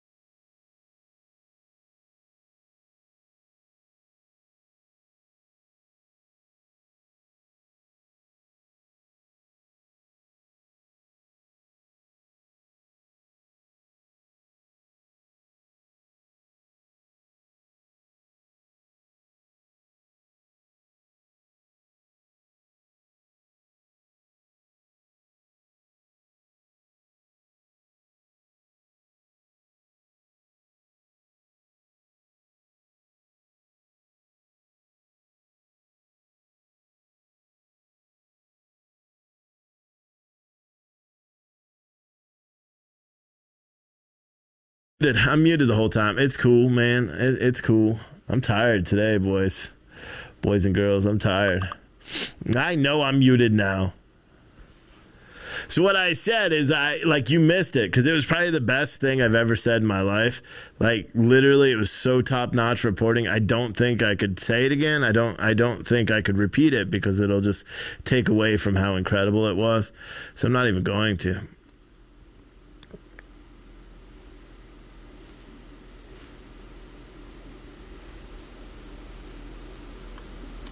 Let's see what else is going on.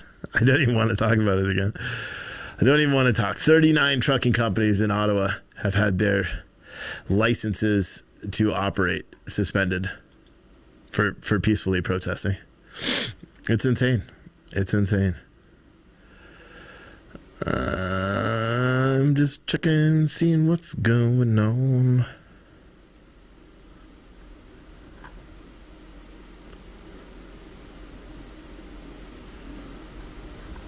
Seeing if there's anything on Twitter.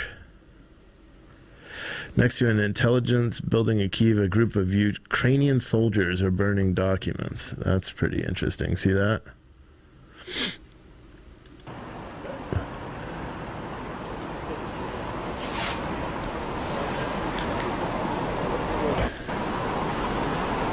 That's pretty gnarly. That tells you something bad's going to happen. That tells you. We are approximately 30 minutes away from when they said Kiev was going to undergo some massive shell. According to CNN, and I haven't heard anybody report that on the news since then, so who knows whether that's actually true. Who knows whether that's true. Let me see. Anomalous jumps in radiation levels recorded in the Kiev region near looks like increased Russian activity around Chernobyl, including heavy tracked vehicles and helicopters, is kicking up a lot of the radioactive dust still on the ground. Someone said, CPAC is live. Let me see if I can find that trucker. Let's see if WYSIWYG has his camera fixed yet. Probably not. Let me see. He's probably not even live. He's not. Look at that. No live. No yes and yes. No yes and yes, no. All right, let me go over here. Let me go to live. Let's see who's live right now, shall we? Is it nobody in the trucker convoy live either? Oh yeah, Big Rig Travels. No, he's just driving. He's just cruising along. That camera we already have. That's Ukraine. Agenda. I wonder what he's talking about. There's not a lot to talk about.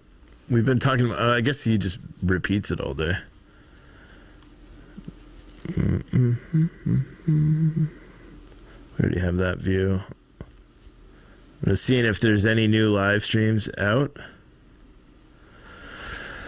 Doesn't appear so. And it looks like even the live streams with the other one. What is this?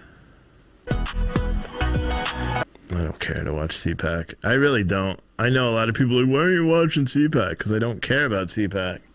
It's a bunch of rhinos. It was a wild Shepard Smith. The market staged a stunning comeback as the crisis in Ukraine continued to have investors on edge. What did the Dow close? Up 92 points. But look at this chart. Wow. After plunging more than 800 points earlier in the session, the S&P surged by 60 points, a 100-point swing from its low today. And despite the reversal, the S&P 500 still in correction territory, down more than 10% from its record high in early last month. But the big winner today, the NASDAQ, it swung from a 3% 400% or 400 to a 3% gain by the end of the trading day. And the reason? The sanctions on Russia, though strong, were not as severe as some on Wall Street had feared. Today, the global benchmark for oil topped $100 a barrel for the first time since 2014.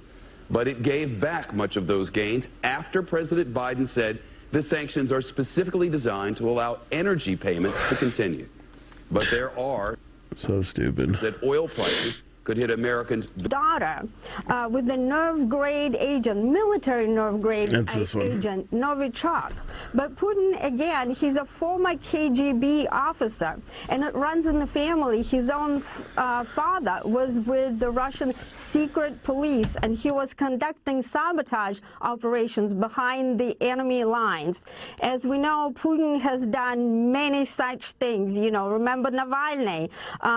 He's the opposition leader who was poisoned by the Russians placing some Novichok in his underwear, of all things. These are very, very creative and brutal characters. That's one place you do not want poison. Thank you so much, Rebecca. Thank you, Jesse. The ruble got crushed today, and the Russian stock market crashed 33% before they stopped trading. Not to mention, sanctions just dropped on some pretty powerful people, and we'll see how that plays out. Not all Russians, though, are on board with Putin's invasion. Many Russians protested earlier, but got rounded up like a bunch of animals and thrown into some vans. So how did Vlad rise to power? Well, one thing's for sure, he was not democratically elected.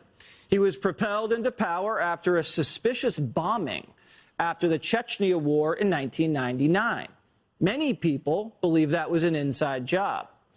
Putin was appointed prime minister by President Boris Yeltsin, then made president months later after Boris stepped down.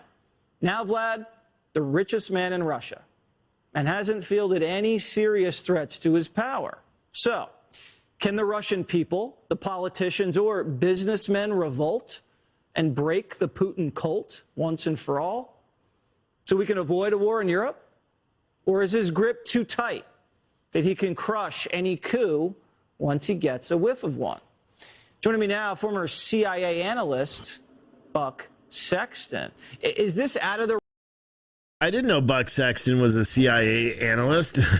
Ask me if I care. I don't, really. I don't. Let me see if there's anything new going on Twitter. It kind of sucks because I was planning on just throwing up one of the trucker protests for a little bit, chilling, and just relaxing, watching it with you guys, and I can't. Santilli's got Lee Stranahan on. I like this guy. He used to be on his show. Like, here's his show. Okay, this is prior to...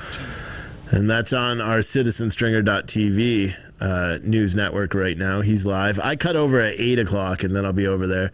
But I used to be on with Lee Stranahan talking about freight and logistics back in the day, back when I was a young buck, you know, a couple of years ago.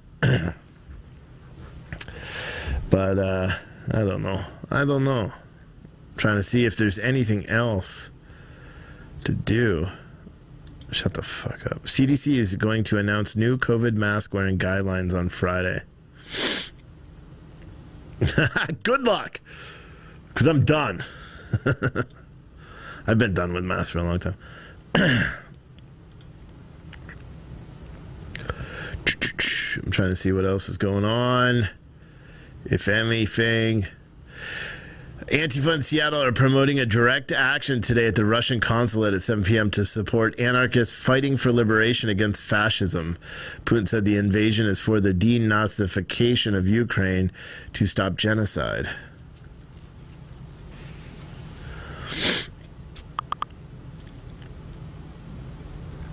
Interesting. Not that I give two shits. All right, what's this? Is this a trucker protest? April sent me some. People's Convoy, WYSIWYG. Is he live? Oh, look at that. He's live right here. Yeah. Let's tune in to WYSIWYG TV just for a little bit. Does he have... He doesn't have sound. He's got no sound. He's got no sound. So this is a trucker protest. The trucker convoy, the People's Convoy, whatever they call. Whatever they call it. I wonder if WYSIWYG stopped and started using his backpack. I wonder if that's... No, probably not. Maybe he just cut it so it's not streaming to YouTube anymore, or he lost that feed. He needs a gimbal. A gimbal. Anyway, we'll come back for that. Let's see what's going on. And let's see if there's anything new on the old Telegram. Interesting. The Anonymous Collective has taken down the website of the Russian propaganda station RT News. Interesting. Interesting. The hacking group stated via Twitter it's officially in a cyber war against the Russian government, bringing down the Kremlin website. Don't miss a beat. Now, is their website actually down? That would be interesting. Because, I mean, it's anonymous. I don't believe him. RT. He got a 1-week suspension. For what? WYSIWYG got a 1-week... Oh, RT is down. Holy fuck. They hacked RT.com. Anonymous has hacked RT.com. Breaking. Anonymous has declared war on RT. Oh, they're so hardcore. Did they also publicly dox a bunch of freedom-loving truckers that were protesting and all the people that donated to them? Yeah, they did. Fuck them. Hold on. Spelt that so wrong. All right, so Anonymous is currently involved in an operation against the Russian Foundation. Our operations are targeting the Russian government. There is an inevitability that the private sector will most likely be affected too. While this account cannot claim to speak for the whole Anonymous Collective. We can, in fact, report the truth of Anonymous Collective's actions against the Russian Federation. We want the Russian people to understand that we know it's hard for them to speak out against their dictator or fear reprisals. We, as a collective, only want peace in the world. We want a future for all humanity. So while the people around the globe smash your internet providers to bits, understand that it's entirely directed at the actions of the Russian government and Putin. So I wonder how much the United States government paid Anonymous to do that. I wonder. Yeah, see, someone said, Anonymous died long ago. The real members were caught a long time ago. Now the FBI is in control of Anonymous. I know. Someone said, we do it for all wars. We have always condemned war, and we take the side of the oppressed. Blah, blah, blah. You're Anon TV. Didn't that scumbag on Twitter, didn't he claim to be... what was it? You're Anon TV. You're... Anon.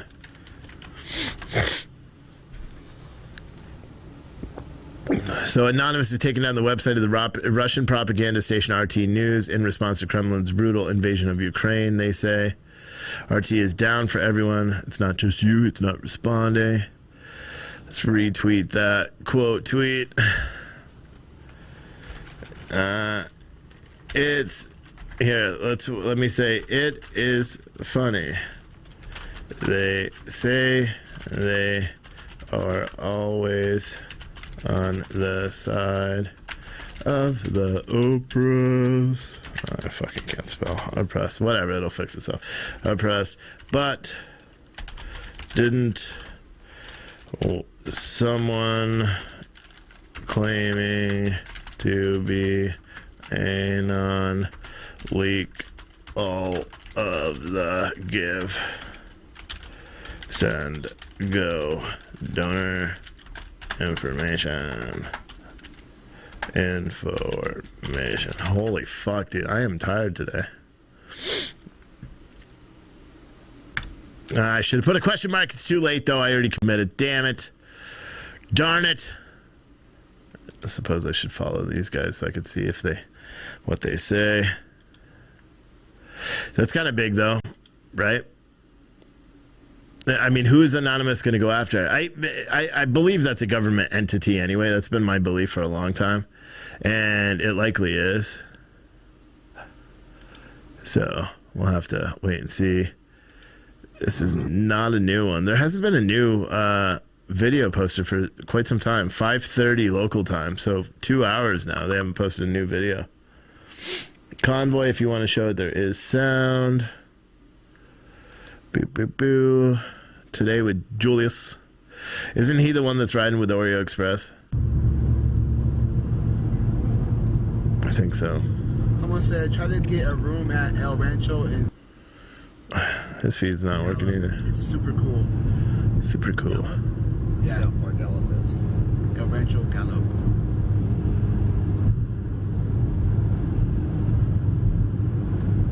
Deb said, if I have a number for a restaurant. Oh, that's all the way. That's in New Mexico. Oh, okay. It's about 20-minute drive from where we're at. I don't mind doing that. Going to New Mexico tonight and come back in the morning. Deb said, if I had a number for a restaurant, I can call in and pay for some food. That'd be cool. Oh, sorry. There, now he has the sound. Jeez, WYSIWYG. I didn't realize the audio was still off. I thought I pushed the button to turn it back on. Oh my God, I just given a whole spiel about Twitch and streaming on Twitch and what? Yeah, I had muted out the stream and I thought I turned the stream audio back on. And yeah.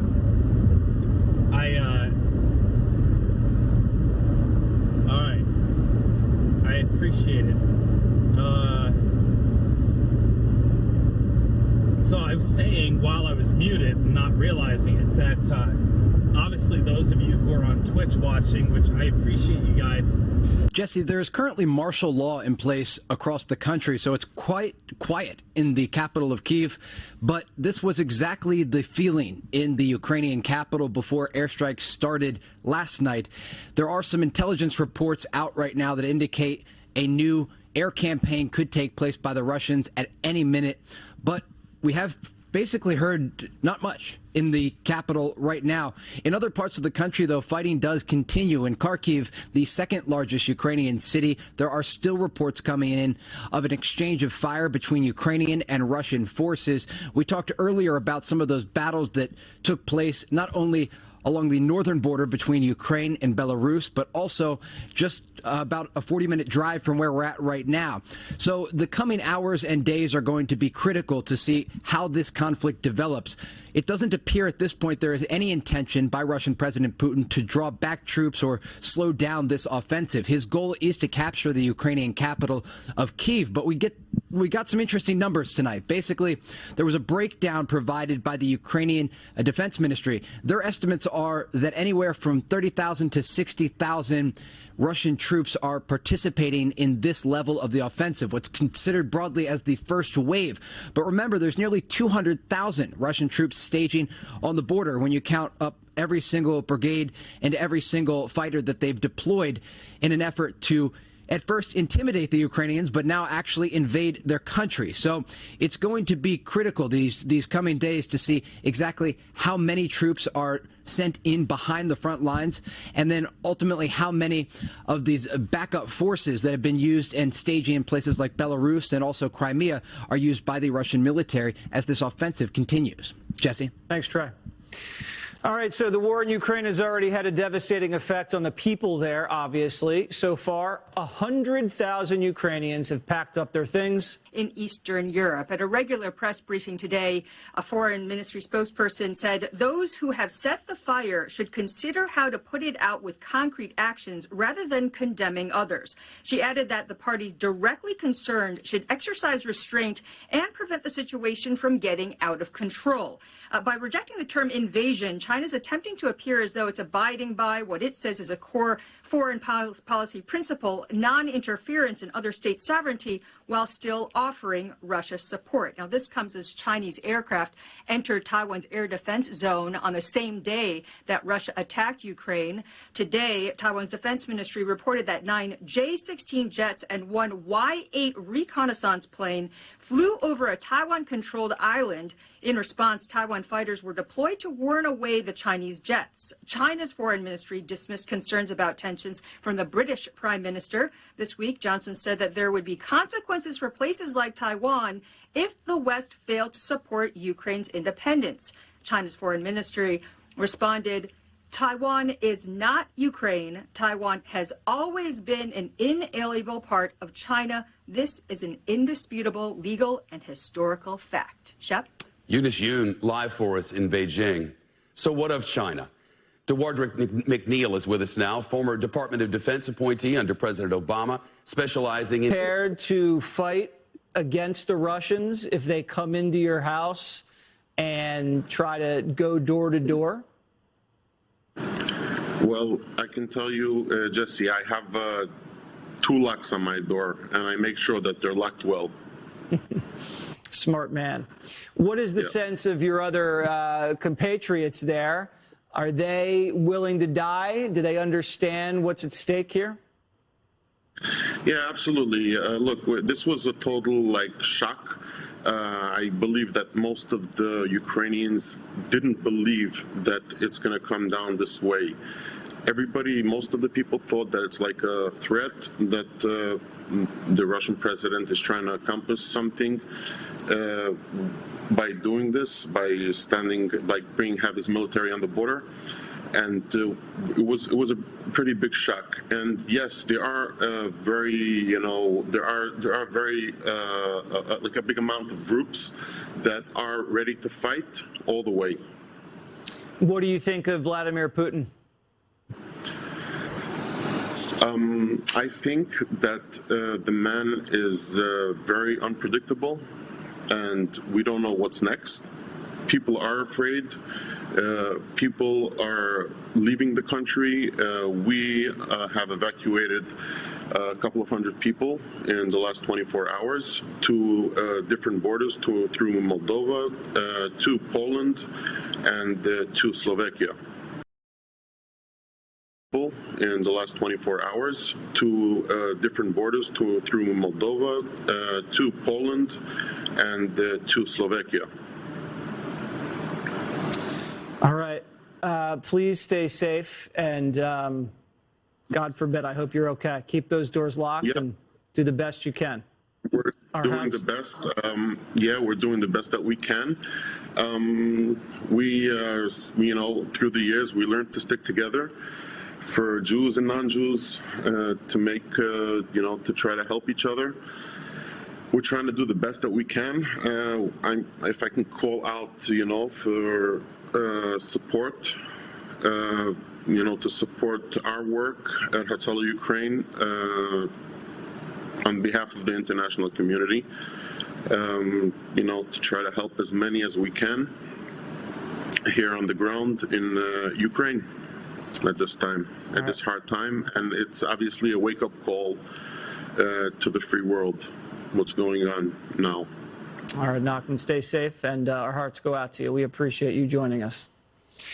We've seen this type of aggression before from Russia, smaller land grabs in the east and by the Black Sea, but why did Putin decide this was the time, winter 2022, to just try swallowing the largest country in Europe? What's different this time? Joining me now, cybersecurity specialist and former House Intelligence Chairman, Mike Rogers. All right, what do you think the reason is, Mike? Well, Jesse, there's certainly a pattern here. If you look at the absolute disaster that was the Afghan withdrawal, if you look at, and by the way, this is the same national security crew that was here in the Obama administration at the last tail part that created the Iranian nuclear deal that very few people, at least in the Senate and the Congress, and people who are national security types thought was a good idea. And so much. I truly appreciate that. You guys are amazing. They cannot silence us. They can put up roadblocks, but we will drive around them. We will not be silenced. Now, okay, wait, here's the question for you. This is for the stream and for the studio. All of the people who are restreaming WYSIWYG content, are they subject to that same thing? Hopefully the restreamers are aware, and, I hate to see them get taken down too because of something I did, but I hope that doesn't happen. So, anybody watching, reach out to those restreamers. What could he have possibly said that people actually heard? Because if you don't recall, his live stream wasn't working, and yet he still got banned on YouTube. Like, that's the craziest thing. His live stream wasn't working. Maybe that's why they banned him, and they're like, oh, your live stream doesn't work, and you have people watching, so we just ban you. And I don't know why I gave YouTube an accent, but I just figured they probably would have an accent. U.S. Secretary of State Blinken said he's convinced that Russia will try to overthrow Kiev. He also said it's clear that Putin has ambitions beyond Ukraine, which is what we already reported on. He was on CBS News a few minutes ago. And they could have just been playing a clip. I don't know. But, News Nation. They're on a commercial break. What's this one? Repeatedly assaulted by a 17-year-old class student. Rights and education. Check out the weekend. Fucking news is so shitty. Shower with control. President Putin warning Russian business leaders, the richest, the wealthiest, the oligarchs, that there would be further economic restrictions, referring to sanctions, calling on them to work, quote, in solidarity with their government. Nick Robertson is out front in Moscow tonight. And Nick, you and I were talking through the day today. Protests broke out across Russia. You witnessed one in Moscow. You saw police detaining people. That my mom, so her daughter, woke up from the loud explosions around Kiev, outside of Kiev. And then everybody started waking up because of the sound. Everybody waking up from the sound, that from a Ukrainian living in the United States. Americans gathered in cities across the country today to show support. Here was the police. We watched this live, a piece of it. So a lot of people, you know, heard that, and they know that in this country, if you go out and protest on the streets, the police can bundle you up, take you off, that the repercussions can be really harsh, really serious. And despite that, a lot of people losing fucking out. interest in covering this stuff tonight, boys. More than 900 boys and arrested girls. in Still Moscow. nothing new on this Telegram channel. That's weird. Quieter sides. Okay. Is WYSIWYG. Happy to do that. You know, I don't want to be. Wow, look at that sun coming through. That's pretty cool. I do not want to be shut down. I want people to see what's going on. You know what I'm really absolutely the most disappointed about is all the people today that I met as I was out on these overpasses that said, hey, we've been watching you, seeing your feed. Like, to me, that is what makes this all worthwhile. The fact that people are watching and seeing and saying hi more than ever before. I don't want to see that go away. And hopefully, you know, the people that we see, a lot of people. And then his feed freezes. Maybe. No, it's Facebook, back. They're there. Hopefully people are finding us. We're going to find out we're in Huck. But, Steve, if you're watching and you want a direct RTMP feed, I'm happy to send you one. We'll talk tonight if you need. But I'm not going to be silenced.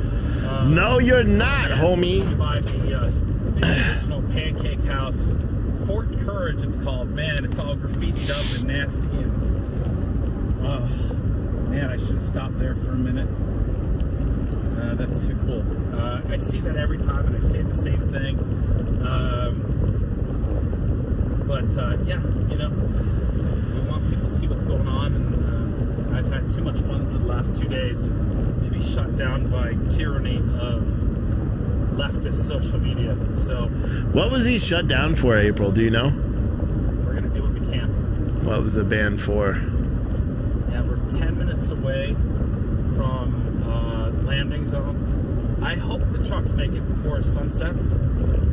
He's ahead, so he should show all the trucks coming in. We will not be silent, Steve.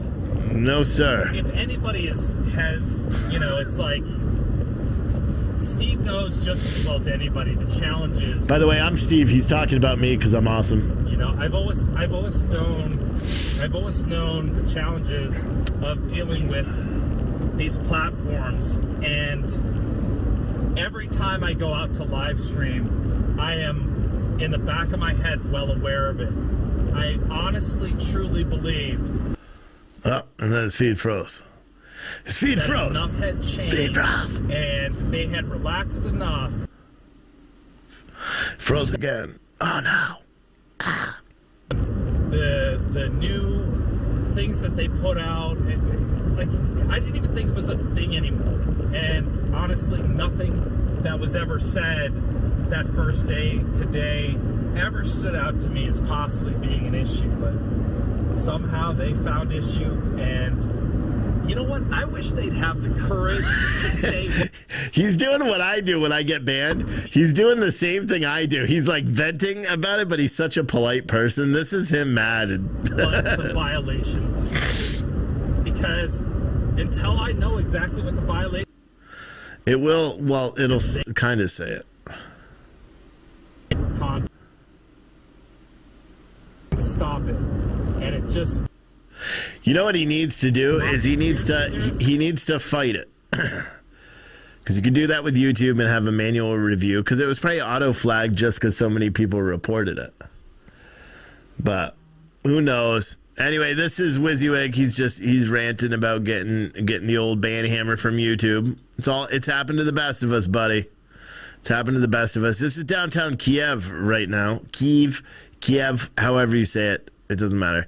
But this is downtown Kiev. Approximately in about 2 minutes, if we listen to U.S. intelligence, in about 2 minutes, there's supposed to be a bombardment of activity here because there's apparently a huge air assault that is going to be taking place in Kiev, according to CNN. That's the reporting I saw. Is that there's supposed to be this big air assault, apparently. Let me see if I can find the actual comment right here. Putin regime military will carry out a massive bombardment in Kiev at 3 a.m., says CNN, citing U.S. intelligence official. Now, I don't know how even true this is. Let me see. If I just search 3 a.m., I bet it will show up. 3 a.m. I'll do 3 a.m. CNN. 3 a.m. CNN.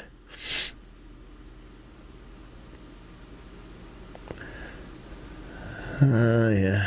I mean, everyone's just talking about rumors. I don't really see it. But you know what time it is, right? You know what time it is? Yeah, you do. You know what time it is.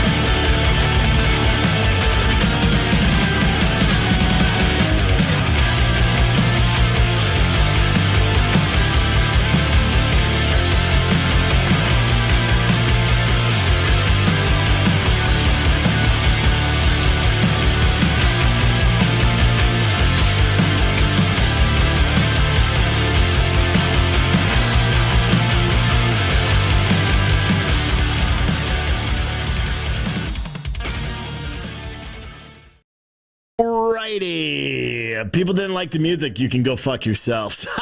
This is Unfiltered Steve now for the next hour. Enjoy it. And if you don't like it, I don't care. I was kind of unfiltered already. For everyone that's just tuning in on Citizen Stringer TV, I've actually been live since about 6 o'clock. We've just been live on social media because Tilly was on Citizen Stringer for 6 to 8. But now, here I am. We are covering the war, I guess is the easiest way to say it. We're waiting now. We actually have live feed out of, where is this thing? Actually, let me throw up that bad boy. We have a live feed right here in Ukraine. If you didn't know already, this is a live feed of downtown Kiev. Apparently, Russia's going to go no holds bar and bomb the shit out of Kiev. Apparently, that's allegedly what's supposed to happen at 8 o'clock, according to Fox News and CNN and every other shitbag news organization that's out there. I am seeing some lighting and of colors, which we haven't really seen that before. But maybe it's just because I've been staring at a computer screen for hours. I don't really know. But for anyone that's just tuning in, you're probably a little bit taken aback, and you're like, wait, what is going on? This is a new show that I'm debuting. Well, actually, I debuted it yesterday. But this is a new show I'm doing every night. It's called Fuck It, I'm Done. And it's where I just rant about whatever the hell I want to. It could be a movie one day. I'm a competitive power lifter. If I have a bad lift day, I may just show videos and criticize other people. I may do a whole day where I just play memes and talk about it. I may do a whole day where I talk about CRT or COVID or something. That's what I was going to talk about tonight, but I was live streaming all day, so I didn't get to do that, to do our plan for COVID.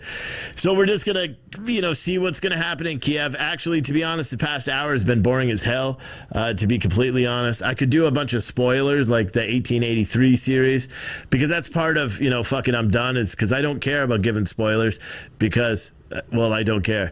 And if you say anything stupid in the chat and I happens to see it, if I happens to see you act a fool in chat, you know what you're going to get? Do you know what you're going to get? You're going to get the, what I like to call the, oh fuck, hold on, ready? The crazy eye.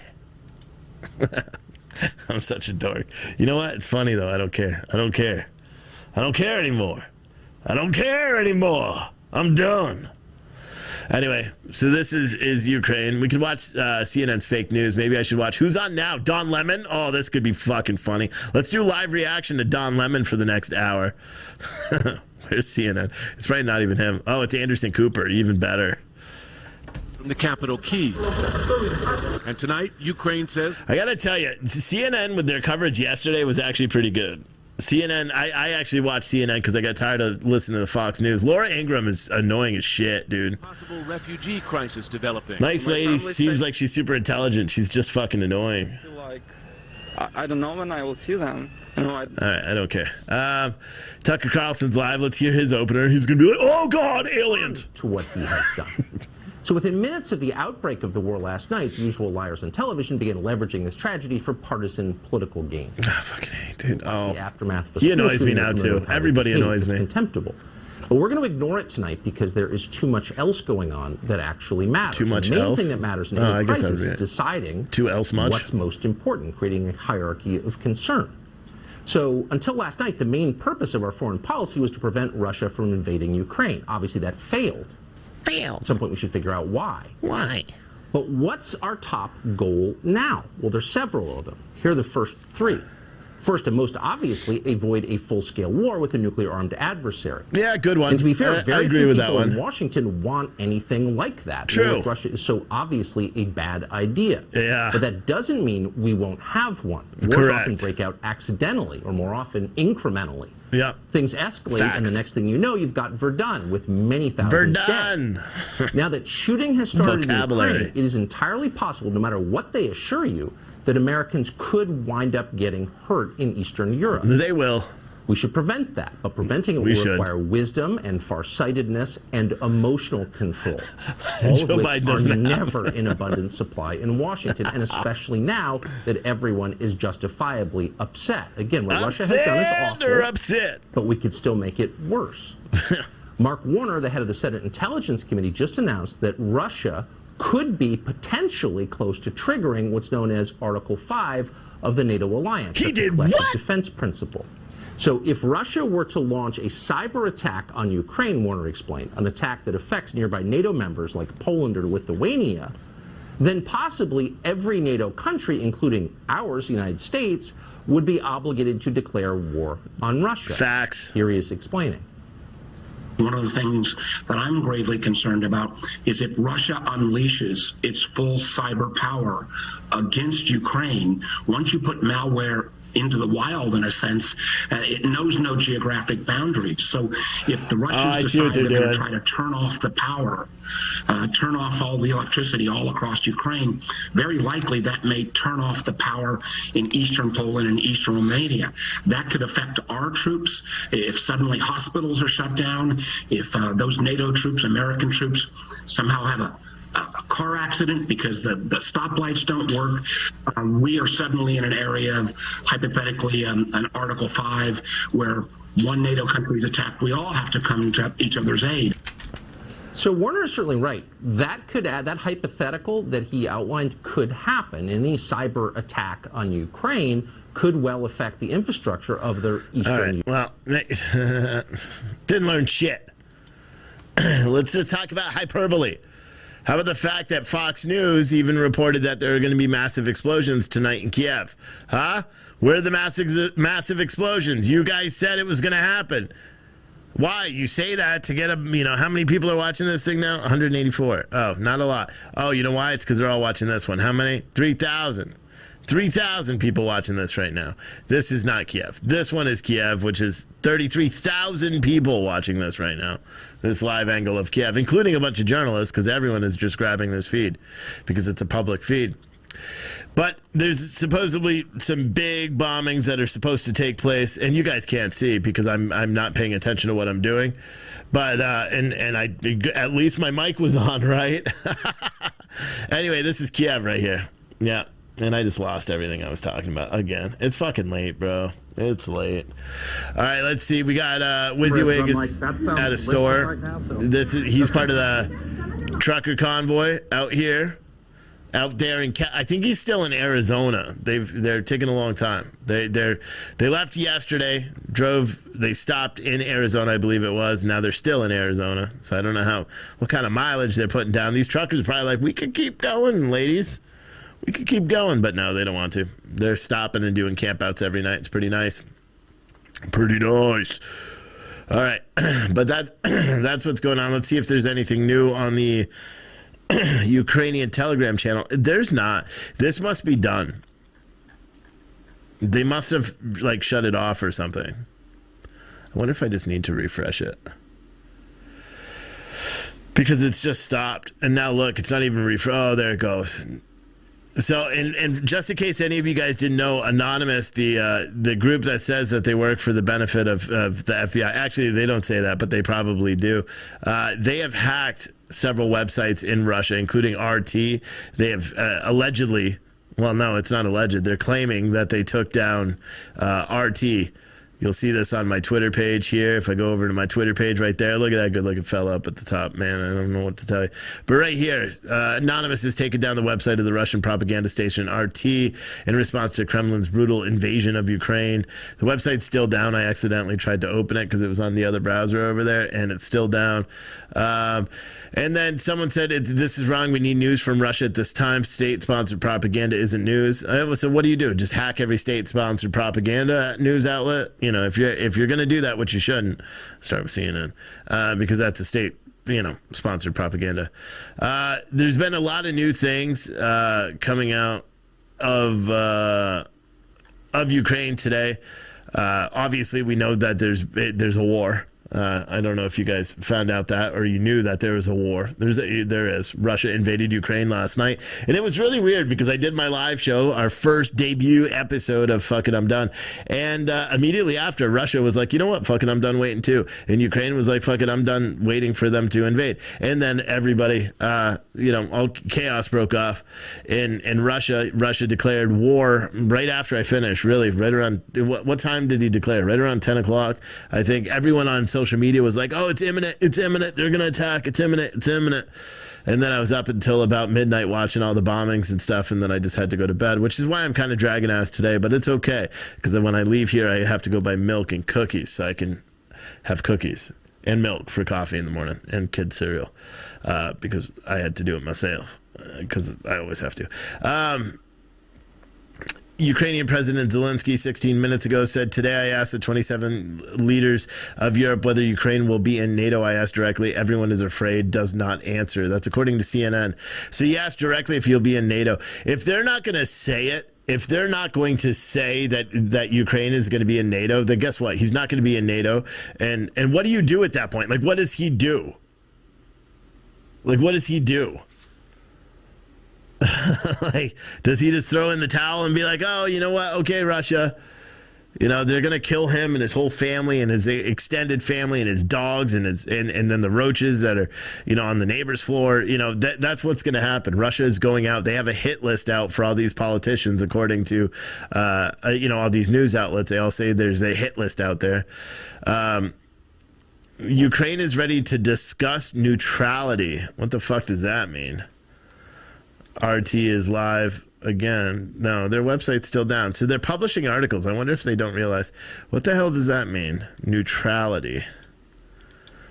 Let me see. A state of not supporting or helping either side in a conflict, disagreement. What the fuck does that mean? Because that means you're throwing in the towel, I suppose. Which, I mean, at this point, what do you do? What do you do? If you know that the United States and all these NATO partners and everybody that you're trying to work with are not going to have your back, what do you do? Do you risk the lives of 30 million people that you know, elected you? I mean, that's a real question. What do you do?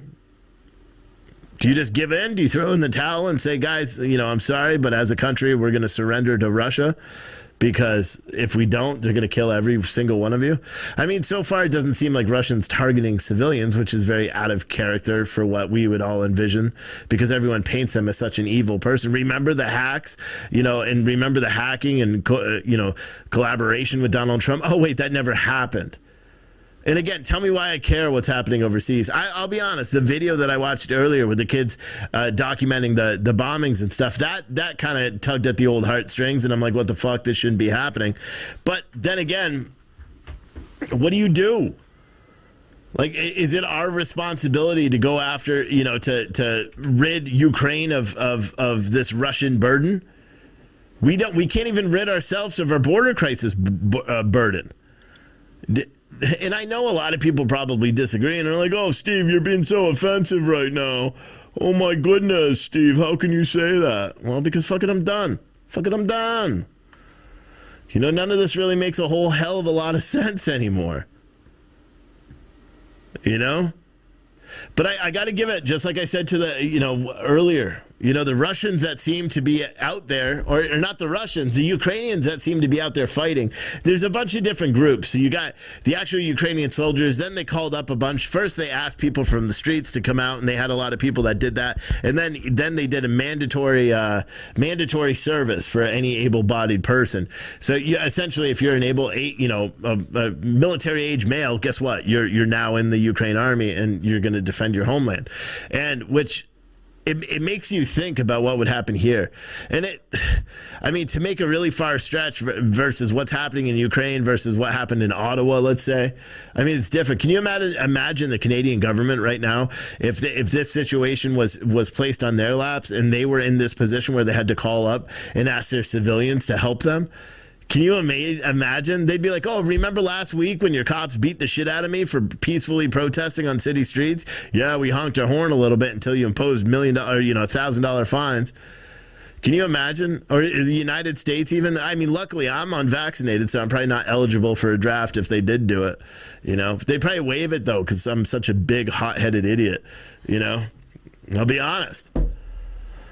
If I had to defend this country, I certainly would, even though I don't like our current administration or anything. But, if they attacked us, oh, hellfire will rain, okay? You won't even need to draft me. I'll just go over on my own. All right? I already have enough guns. Hell. Fucking me and a couple other eaters, we could clean this fucking shit up, this whole country. But, I don't know. It's very peculiar what's going on. You know, it really is. When you think about the whole thing and you take a big look at everything that's happening in this around the world right now, and then how everyone's handling this. Joe Biden gets up today and he talks about these extremely hard sanctions and that aren't going to have any effect on Russia for months. For months. We're not going to even hear anything about Russia for months. We're not going to hear what happened to it for months. But, they're hardcore. Jen Psaki tried to, talk about it. And the reporters probed that during the White House press conference. The reporters tried to probe it when Joe Biden was trying to answer questions, laughing. Oh, a reporter wants to ask a question because our world's imploding. Oh, and just laugh. He says he's not going to speak on whether, that China is not part of this agreement. He's not going to speak on the fact that he can't come, that he can't get to the table with India either. What the hell? What is going to happen? I am watching these feeds thinking, because they said right around 8 o'clock there was going to be some explosions, right? Or what they said is right around 8 o'clock that there would be an air assault was supposed to happen on Kiev, but it doesn't appear that that is the case so far, which is good. I don't want it to. I don't want it to happen. I don't want innocent people to die. I've never said that. I don't want innocent people to die. I don't want people to get hurt. I think it's really stupid that this whole thing is even happening. I think it's really stupid that why didn't we do what George Bush did when Russia was trying to invade Georgia? Remember that? He sent over a Air Force aircraft on a humanitarian mission. And they just never left. They just stayed there because they know, and Russia knows, that if you fuck with Americans, you're going to get the wrath of America. Whether or not you like it, whether or not you agree. And I joke about our military right now, but you know what? It's still a military, and it's still the most powerful. And you have so many people that are my age now that I'm not a veteran by any means, didn't serve at all in the military, but you have people that are my age that did serve. I'm related to a lot of them. And those dudes are badass dudes. And if, you attack their country, they don't care. They will be the first ones. I know one. I have blood that literally, if this shit pops off, he's done. He always said the war he wants to be in is a war with Russia. And I'm like, why? And he goes, because it would be amazing. He's like, because, yeah, he's a nutbag. But, I don't know. I'm conflicted because part of me I toe that line of saying this isn't our responsibility. We shouldn't deal with this at all. Sorry, Ukraine. Sorry, it's happening. But then the other part of me is listen, we are, no matter what, the fact that our inactivity right now is it's just another blemish. You know what I mean? It's just another thing that we're going to have to try to come back from with our allies because we're weak as shit. Yesterday when Joe Biden, made the announcement. Was it yesterday? I think it was. When he announced the initial sanctions and then he turns and walks away from the members of the press. He's giving an address to the public, to America. That's the whole purpose of his speech. Yesterday, I believe it was, or Tuesday when he announced those sanctions. And then he just comes out and he comes out and he says this thing and then he walks briskly away, fastest I've seen him walk in a long time. And he walks briskly away and he's like, you know what? I don't have to answer any questions. It doesn't matter. It's irrelevant. It's very odd stuff, man. It's very odd stuff, And we'll just have to keep on keeping on. I'm checking the news to see if there's anybody even worth putting on.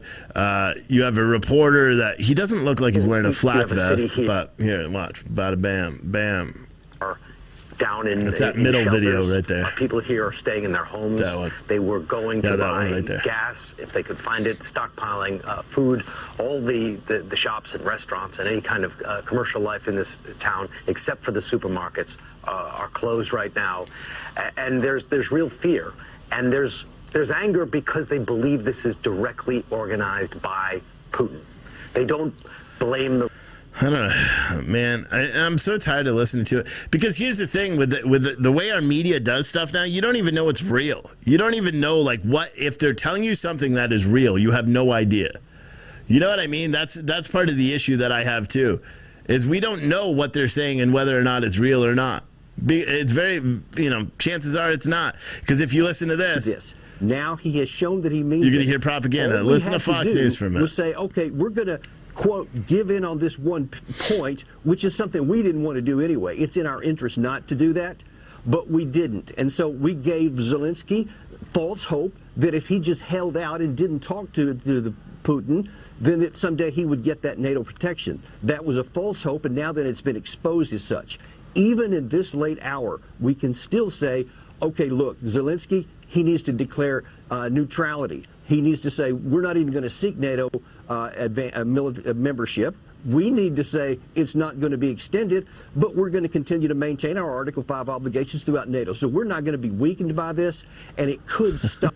We already are weakened by this. We are weak as shit.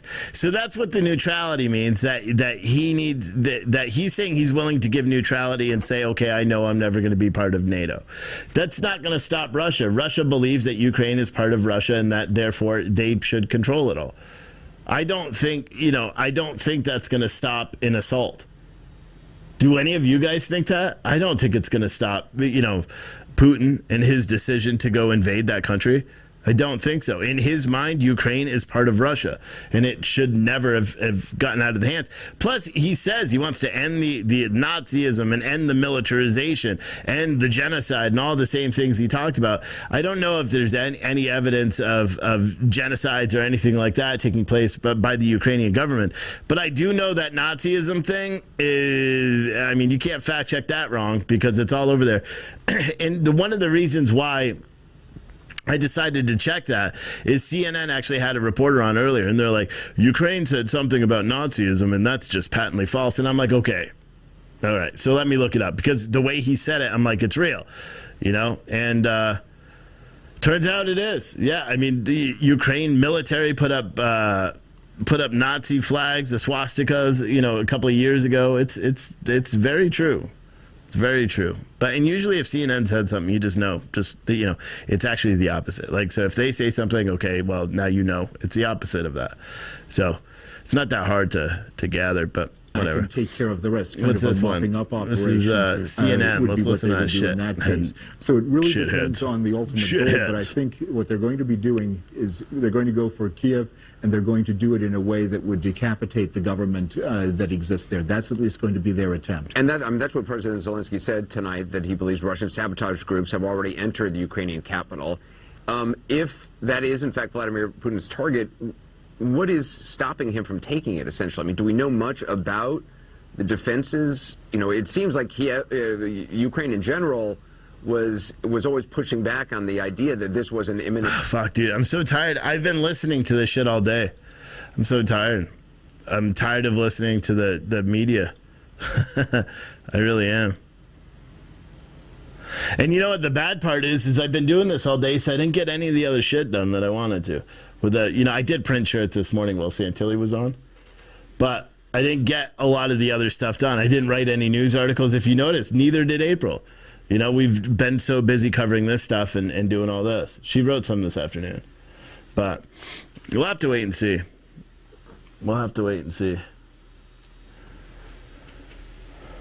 Oh boy. All right, let's check in with WYSIWYG.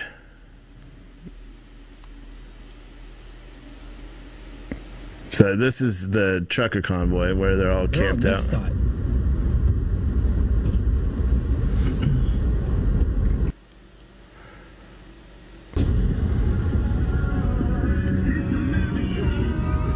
It's America.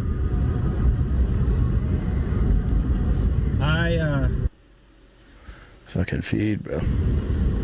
Yeah, they're over here.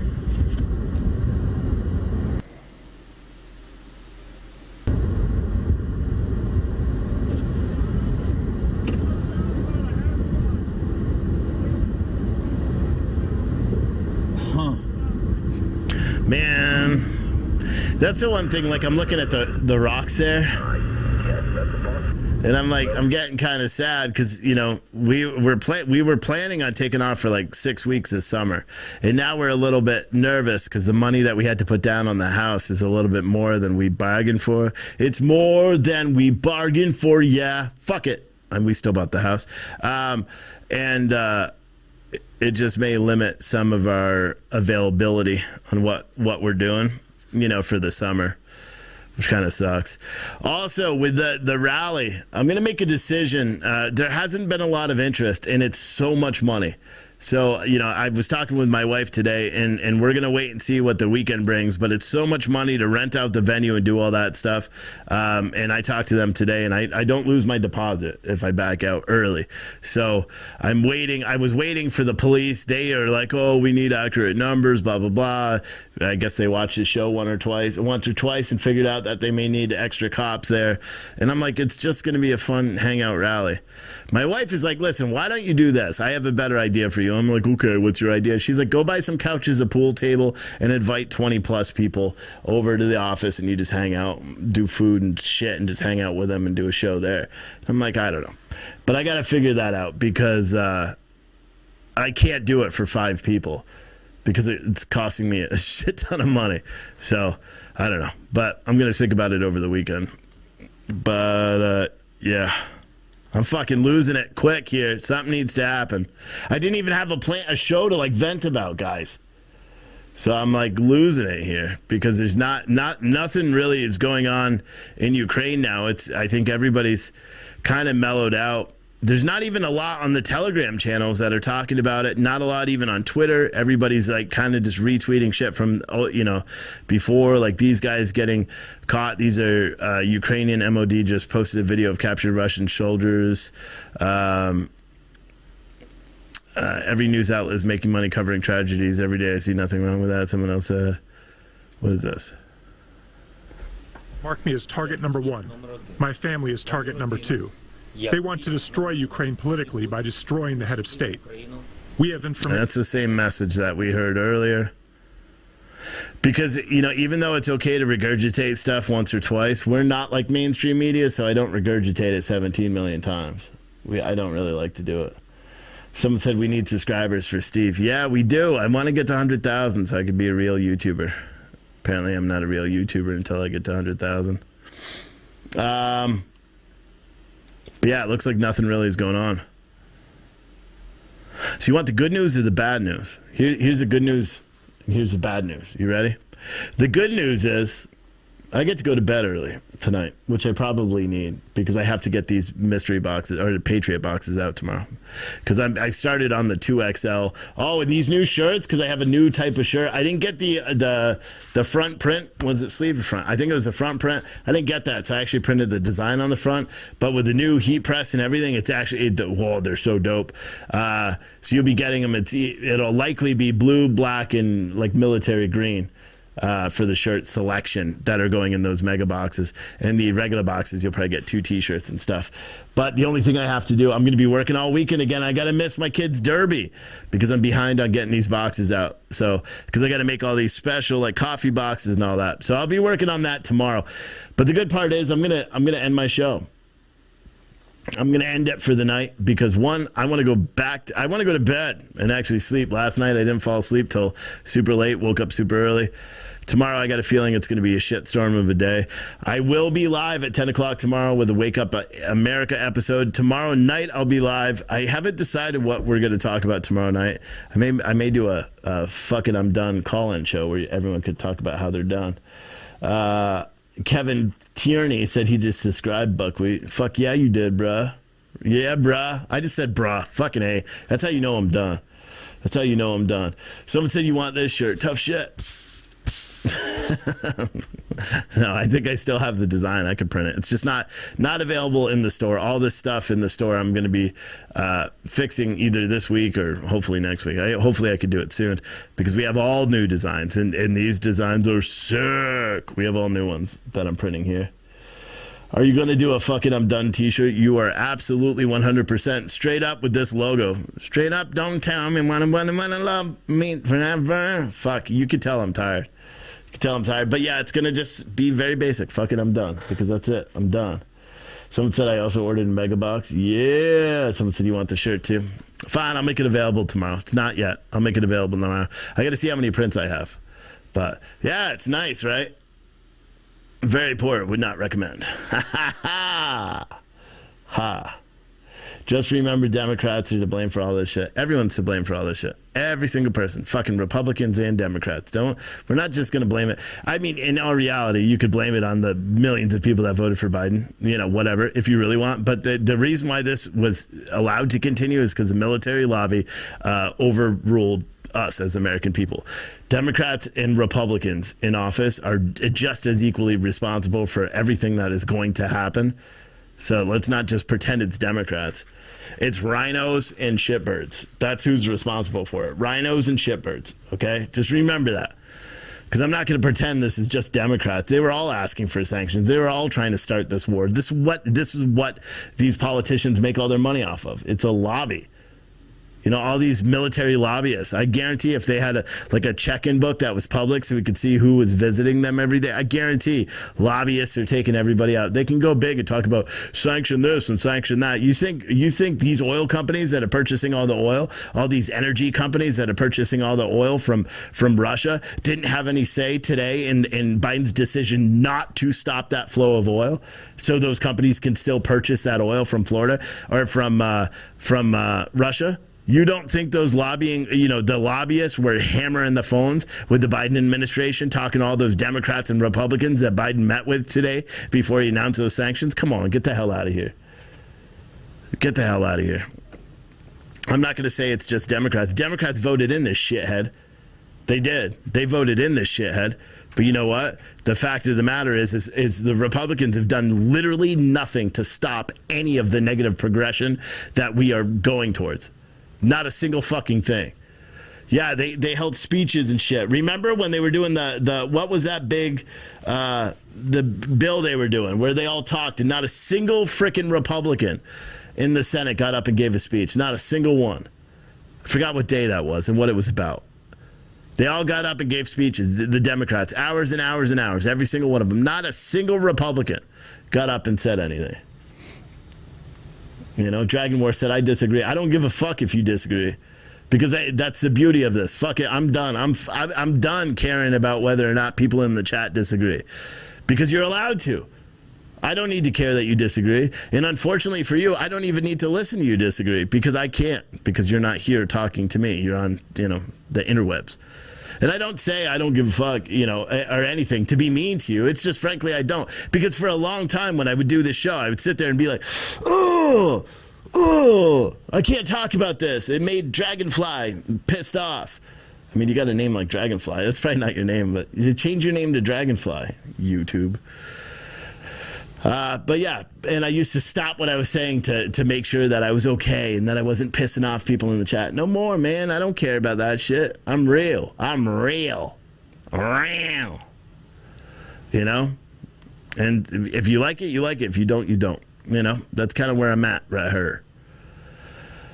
But yeah, I mean, I'm not going to pretend like it's just Democrats that are destroying our country right now. No, it's the ineptitude of the Republican and the rhinos that are in there. That's why the CPAC shit is, everyone can go up and give a great speech. What are you doing when you get back to Washington? You know what I mean? If I had the mouthpiece of Ted Cruz or Matt Gaetz or any of these other big, fancy politicians, McCarthy, and I would literally be spilling the beans on every single politician right now. I'd be walking into Nancy Pelosi's office and be like, hey, remember that thing I know you did in 1990? And I'm making up a date here and a thing. Remember that? Yeah. If you don't vote this way, you don't change your mind. You don't actually do what's best for the country. I'm spilling the beans on it. All your dirt is out there because these politicians have big files of bullshit on the other politicians, and they trade their dirty secrets back and forth in order to get votes. Fuck all that. That's why we need to do term limits. That's why we need to have a politician that's in office for 2 terms and then he's out and disconnected from politics, barred from reentry. That's what needs to happen. Thank you for your service. Here's your little pension. Here's your life insurance or health insurance for the rest of your life. Now you're barred, and move on to the next one. Because if we eliminate that, we eliminate and the lobbying, and stop them from being able to trade stocks. I mean, it shouldn't even be an argument. Road Dogg on Sirius XM was canceled. Like the whole channel or just the one show? Because I heard Rutherford, what's his name? Kevin Rutherford. I heard he was pissing off the right people. Someone sent me a message today. So was the whole channel Road Dogg? That's a really stupid thing to do. Cancel your memberships. Fucking Kevin Rutherford. I heard Kevin Rutherford. I don't know if that's what it was.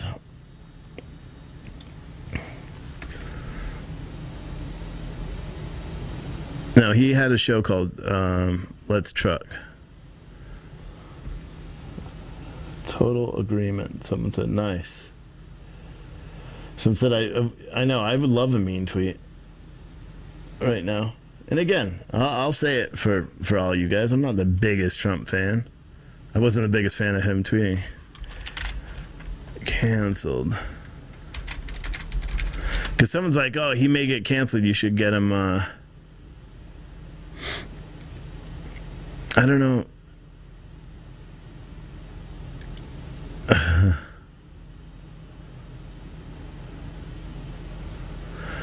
Yeah, and then the Small Business Transportation Coalition calls for Kevin Rutherford to get canceled. It's a fake-ass fucking organization, allegedly.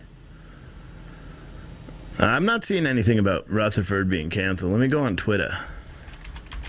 Where do you see that? You need to post Pizza and Tilly show tonight. Guy explained it all to us on Ukraine. Yeah, you know, and I could probably get him on the show. Do you think I should get him on the show? Lee Stranahan? I could probably get him on my show, and he can explain it. Lee Stranahan's a very bright person. Here's interesting. President Biden designates the Department of Homeland Security to lead domestic preparedness in response to any threats from the U.S. homeland following Russia's military attack in Ukraine. The president has designated the Department of Homeland Security as the lead federal agency to coordinate domestic preparedness and response efforts related to the current Russia crisis. While there are no specific threats to the homeland at this time, DHS has taken appropriate steps to ensure federal efforts are coordinated should they arise. Blah, blah, blah. Who fucking cares? Who cares? Yeah, let's just give them another task, right? Let's just have DHS now deal with hacking and shit like that. Don't worry about protecting our fucking borders. How crazy is that? Because, DHS is in charge of protecting our borders, which they're not allowed to do under the Biden administration. Fucking insane. Insane, dude. Insane. But then again, I mean, we're not really surprised. We shouldn't be. What was I doing over here? I was looking up Kevin Rutherford. I'll have Santilli's show available shortly after. I'm glad you guys said it was good. Oh, Santilli frozen? He is. I gotta figure out why he does that too. It's on my end, it's not his. And you guys don't see it because I'm live on Citizen Stringer. He's not. What time is it? It's not 9:30, it's 8:30.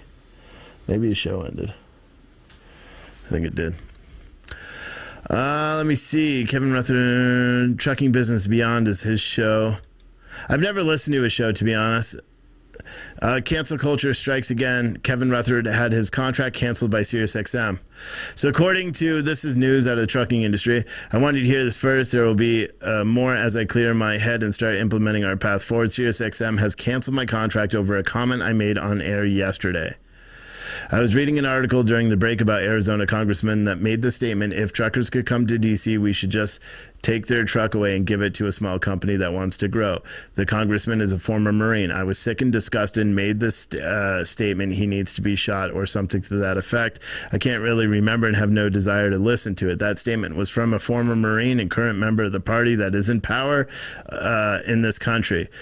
If I would have said that a month ago, I may have commented and moved on. After watching what is happening to our brothers and sisters in Canada, I can't ignore a comment like that. He said, good fucking job. Good fucking job. But that's a big firing.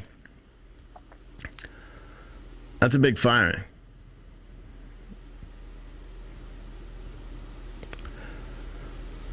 That's a big firing, man. The show will replay Thursday and Friday, and then it's gone from SiriusXM. I often thought that my run on the radio, no matter how it ended, would take 3 to 6 months sabbatical and plan the next stage of my life. As much I was thinking and looking for blah, blah. And then he goes, interesting. April, I'm going to send you a link. Will you write an article on this? Do some background on this guy, too. Please. I don't know if you're still here. Don't publish it, though. I want to review it before you publish it, please. But just when you can. This can be a longer article than what we typically write. That's his official notice, too. But good. I mean, he stood up for what he... And yes, I don't think anybody should be shot. And threatening to shoot a sitting congressman, probably not the best idea in the whole world. But his comment got backlash from everybody else. Thank you, April.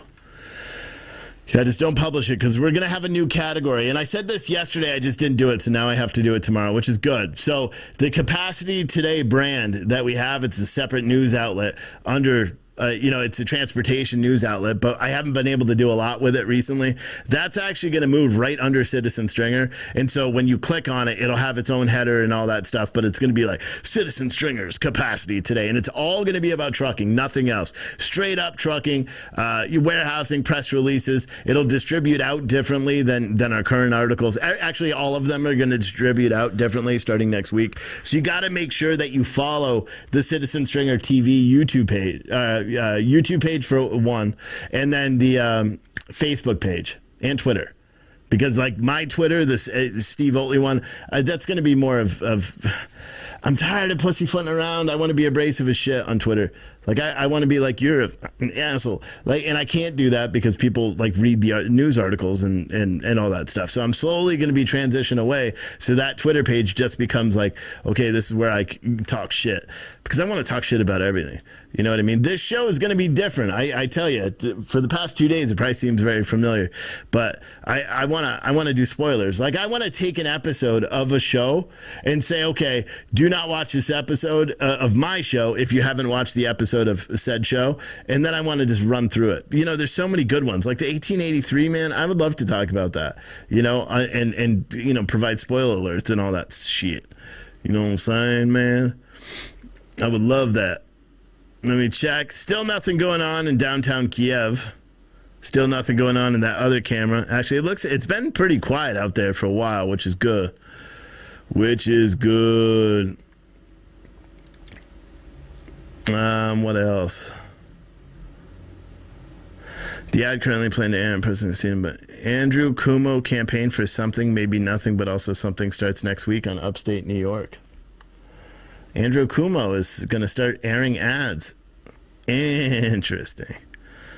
Oh, a little update on my court case with Nexus Services. Nothing about my court case, actually. We still have our court sometime next month. That's a motion for sanctions hearing. But many of you guys know, we wrote stories about Nexus Services where these alleged scumbags were allegedly not paying the bills that they allegedly had for allegedly doing everything. Whatever, you want to try to sue me for that statement, good luck with that one. They're getting sued for millions of dollars by a company called RLI. They actually won the lawsuit. It's been fought back and forth. It's gone on for years. It's millions of dollars. RLI actually put in a motion to hold them in contempt for a hearing. They actually have a hearing tomorrow morning. And for anyone that doesn't know, just go to citizenstringer.com and type in the search box Nexus, and you'll find 8 or 9 stories that we've written about them. Very, very shady bunch of people associated with those companies, if everything that we've reported on is true, which it is, allegedly. I mean, they're suing me for $5.5 million. I know what they did. They thought I was just going to bow down and do a public apology. Fuck you. Fuck you. Because you know what's going to happen is it's going to be thrown out, and then we're probably going to get our court fees back, which we'll never really get. But then I'm going to sue you, and I'm not going to stop. So if I get a judgment, I'm filing shit on you left and right. You drive a car, I'm filing it. You have a nice pen, I'm taking it. That's what's going to end up happening. Waste my time, I'm going to waste your money. That's what I say to everybody. Everybody in the club getting tipsy. I don't even know what that's from. Or wait, I know what it's from. It's a song. Oh, God, is the day over yet? Yeah, I dropped 200 viewers, so that's nice. On YouTube. They're like, okay, this dude's fucking over.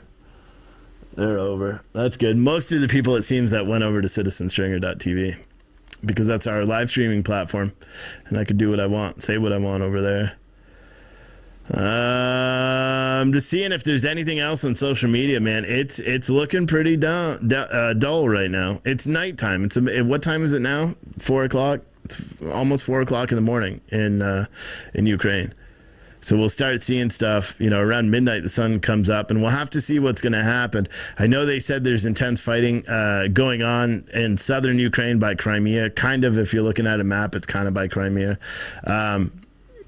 But it doesn't seem like a lot of other stuff is going on, man. So, yeah, which is good. Hopefully some people are getting some sleep and relaxing. All of you guys that are watching this on social media, thank you so much. This video is not going to be separated tomorrow because, frankly, it wasn't that great of a show.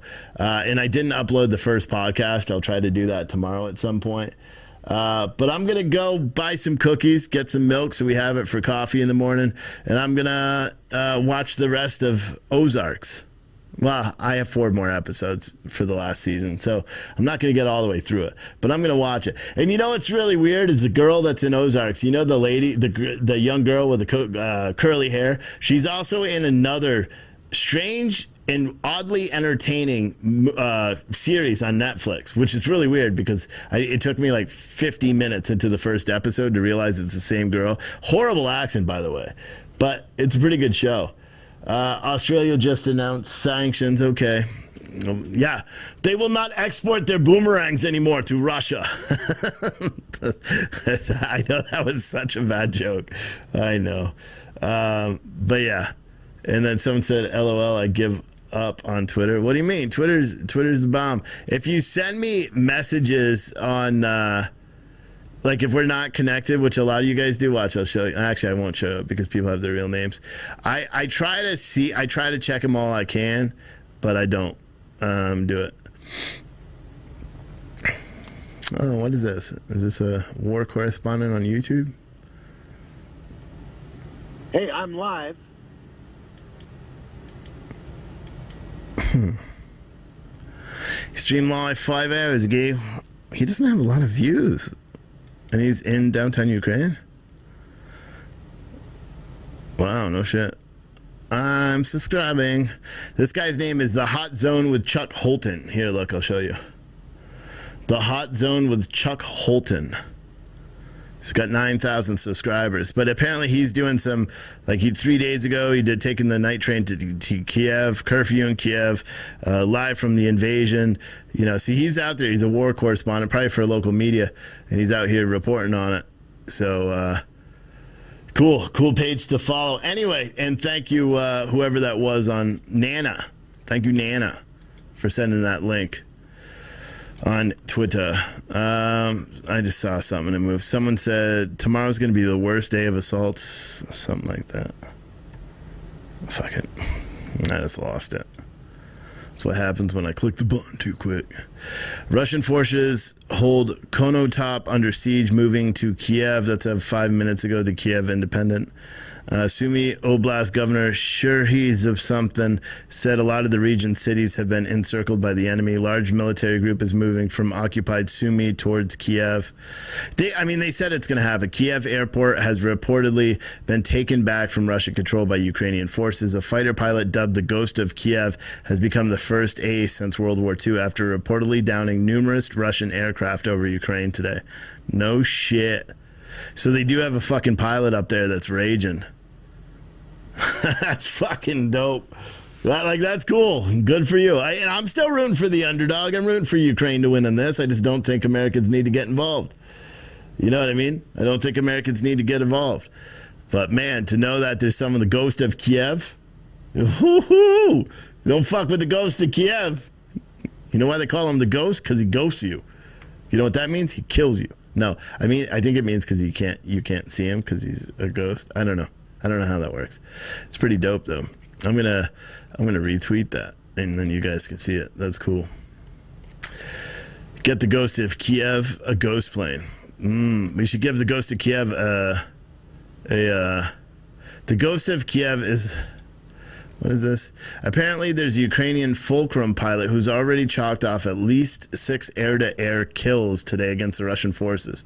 It says 2 Su-35s, 1 Su-27, 1 MiG-29, and 2 Su-25s. He's being called the Ghost of Kiev. Good speed and happy hunting. That's pretty dope, dude. That's a badass dude right there. How is he flying and landing and they're not able to track him? Don't these planes have cool. Good for him, man. Good for Ukraine. I don't know if this is him.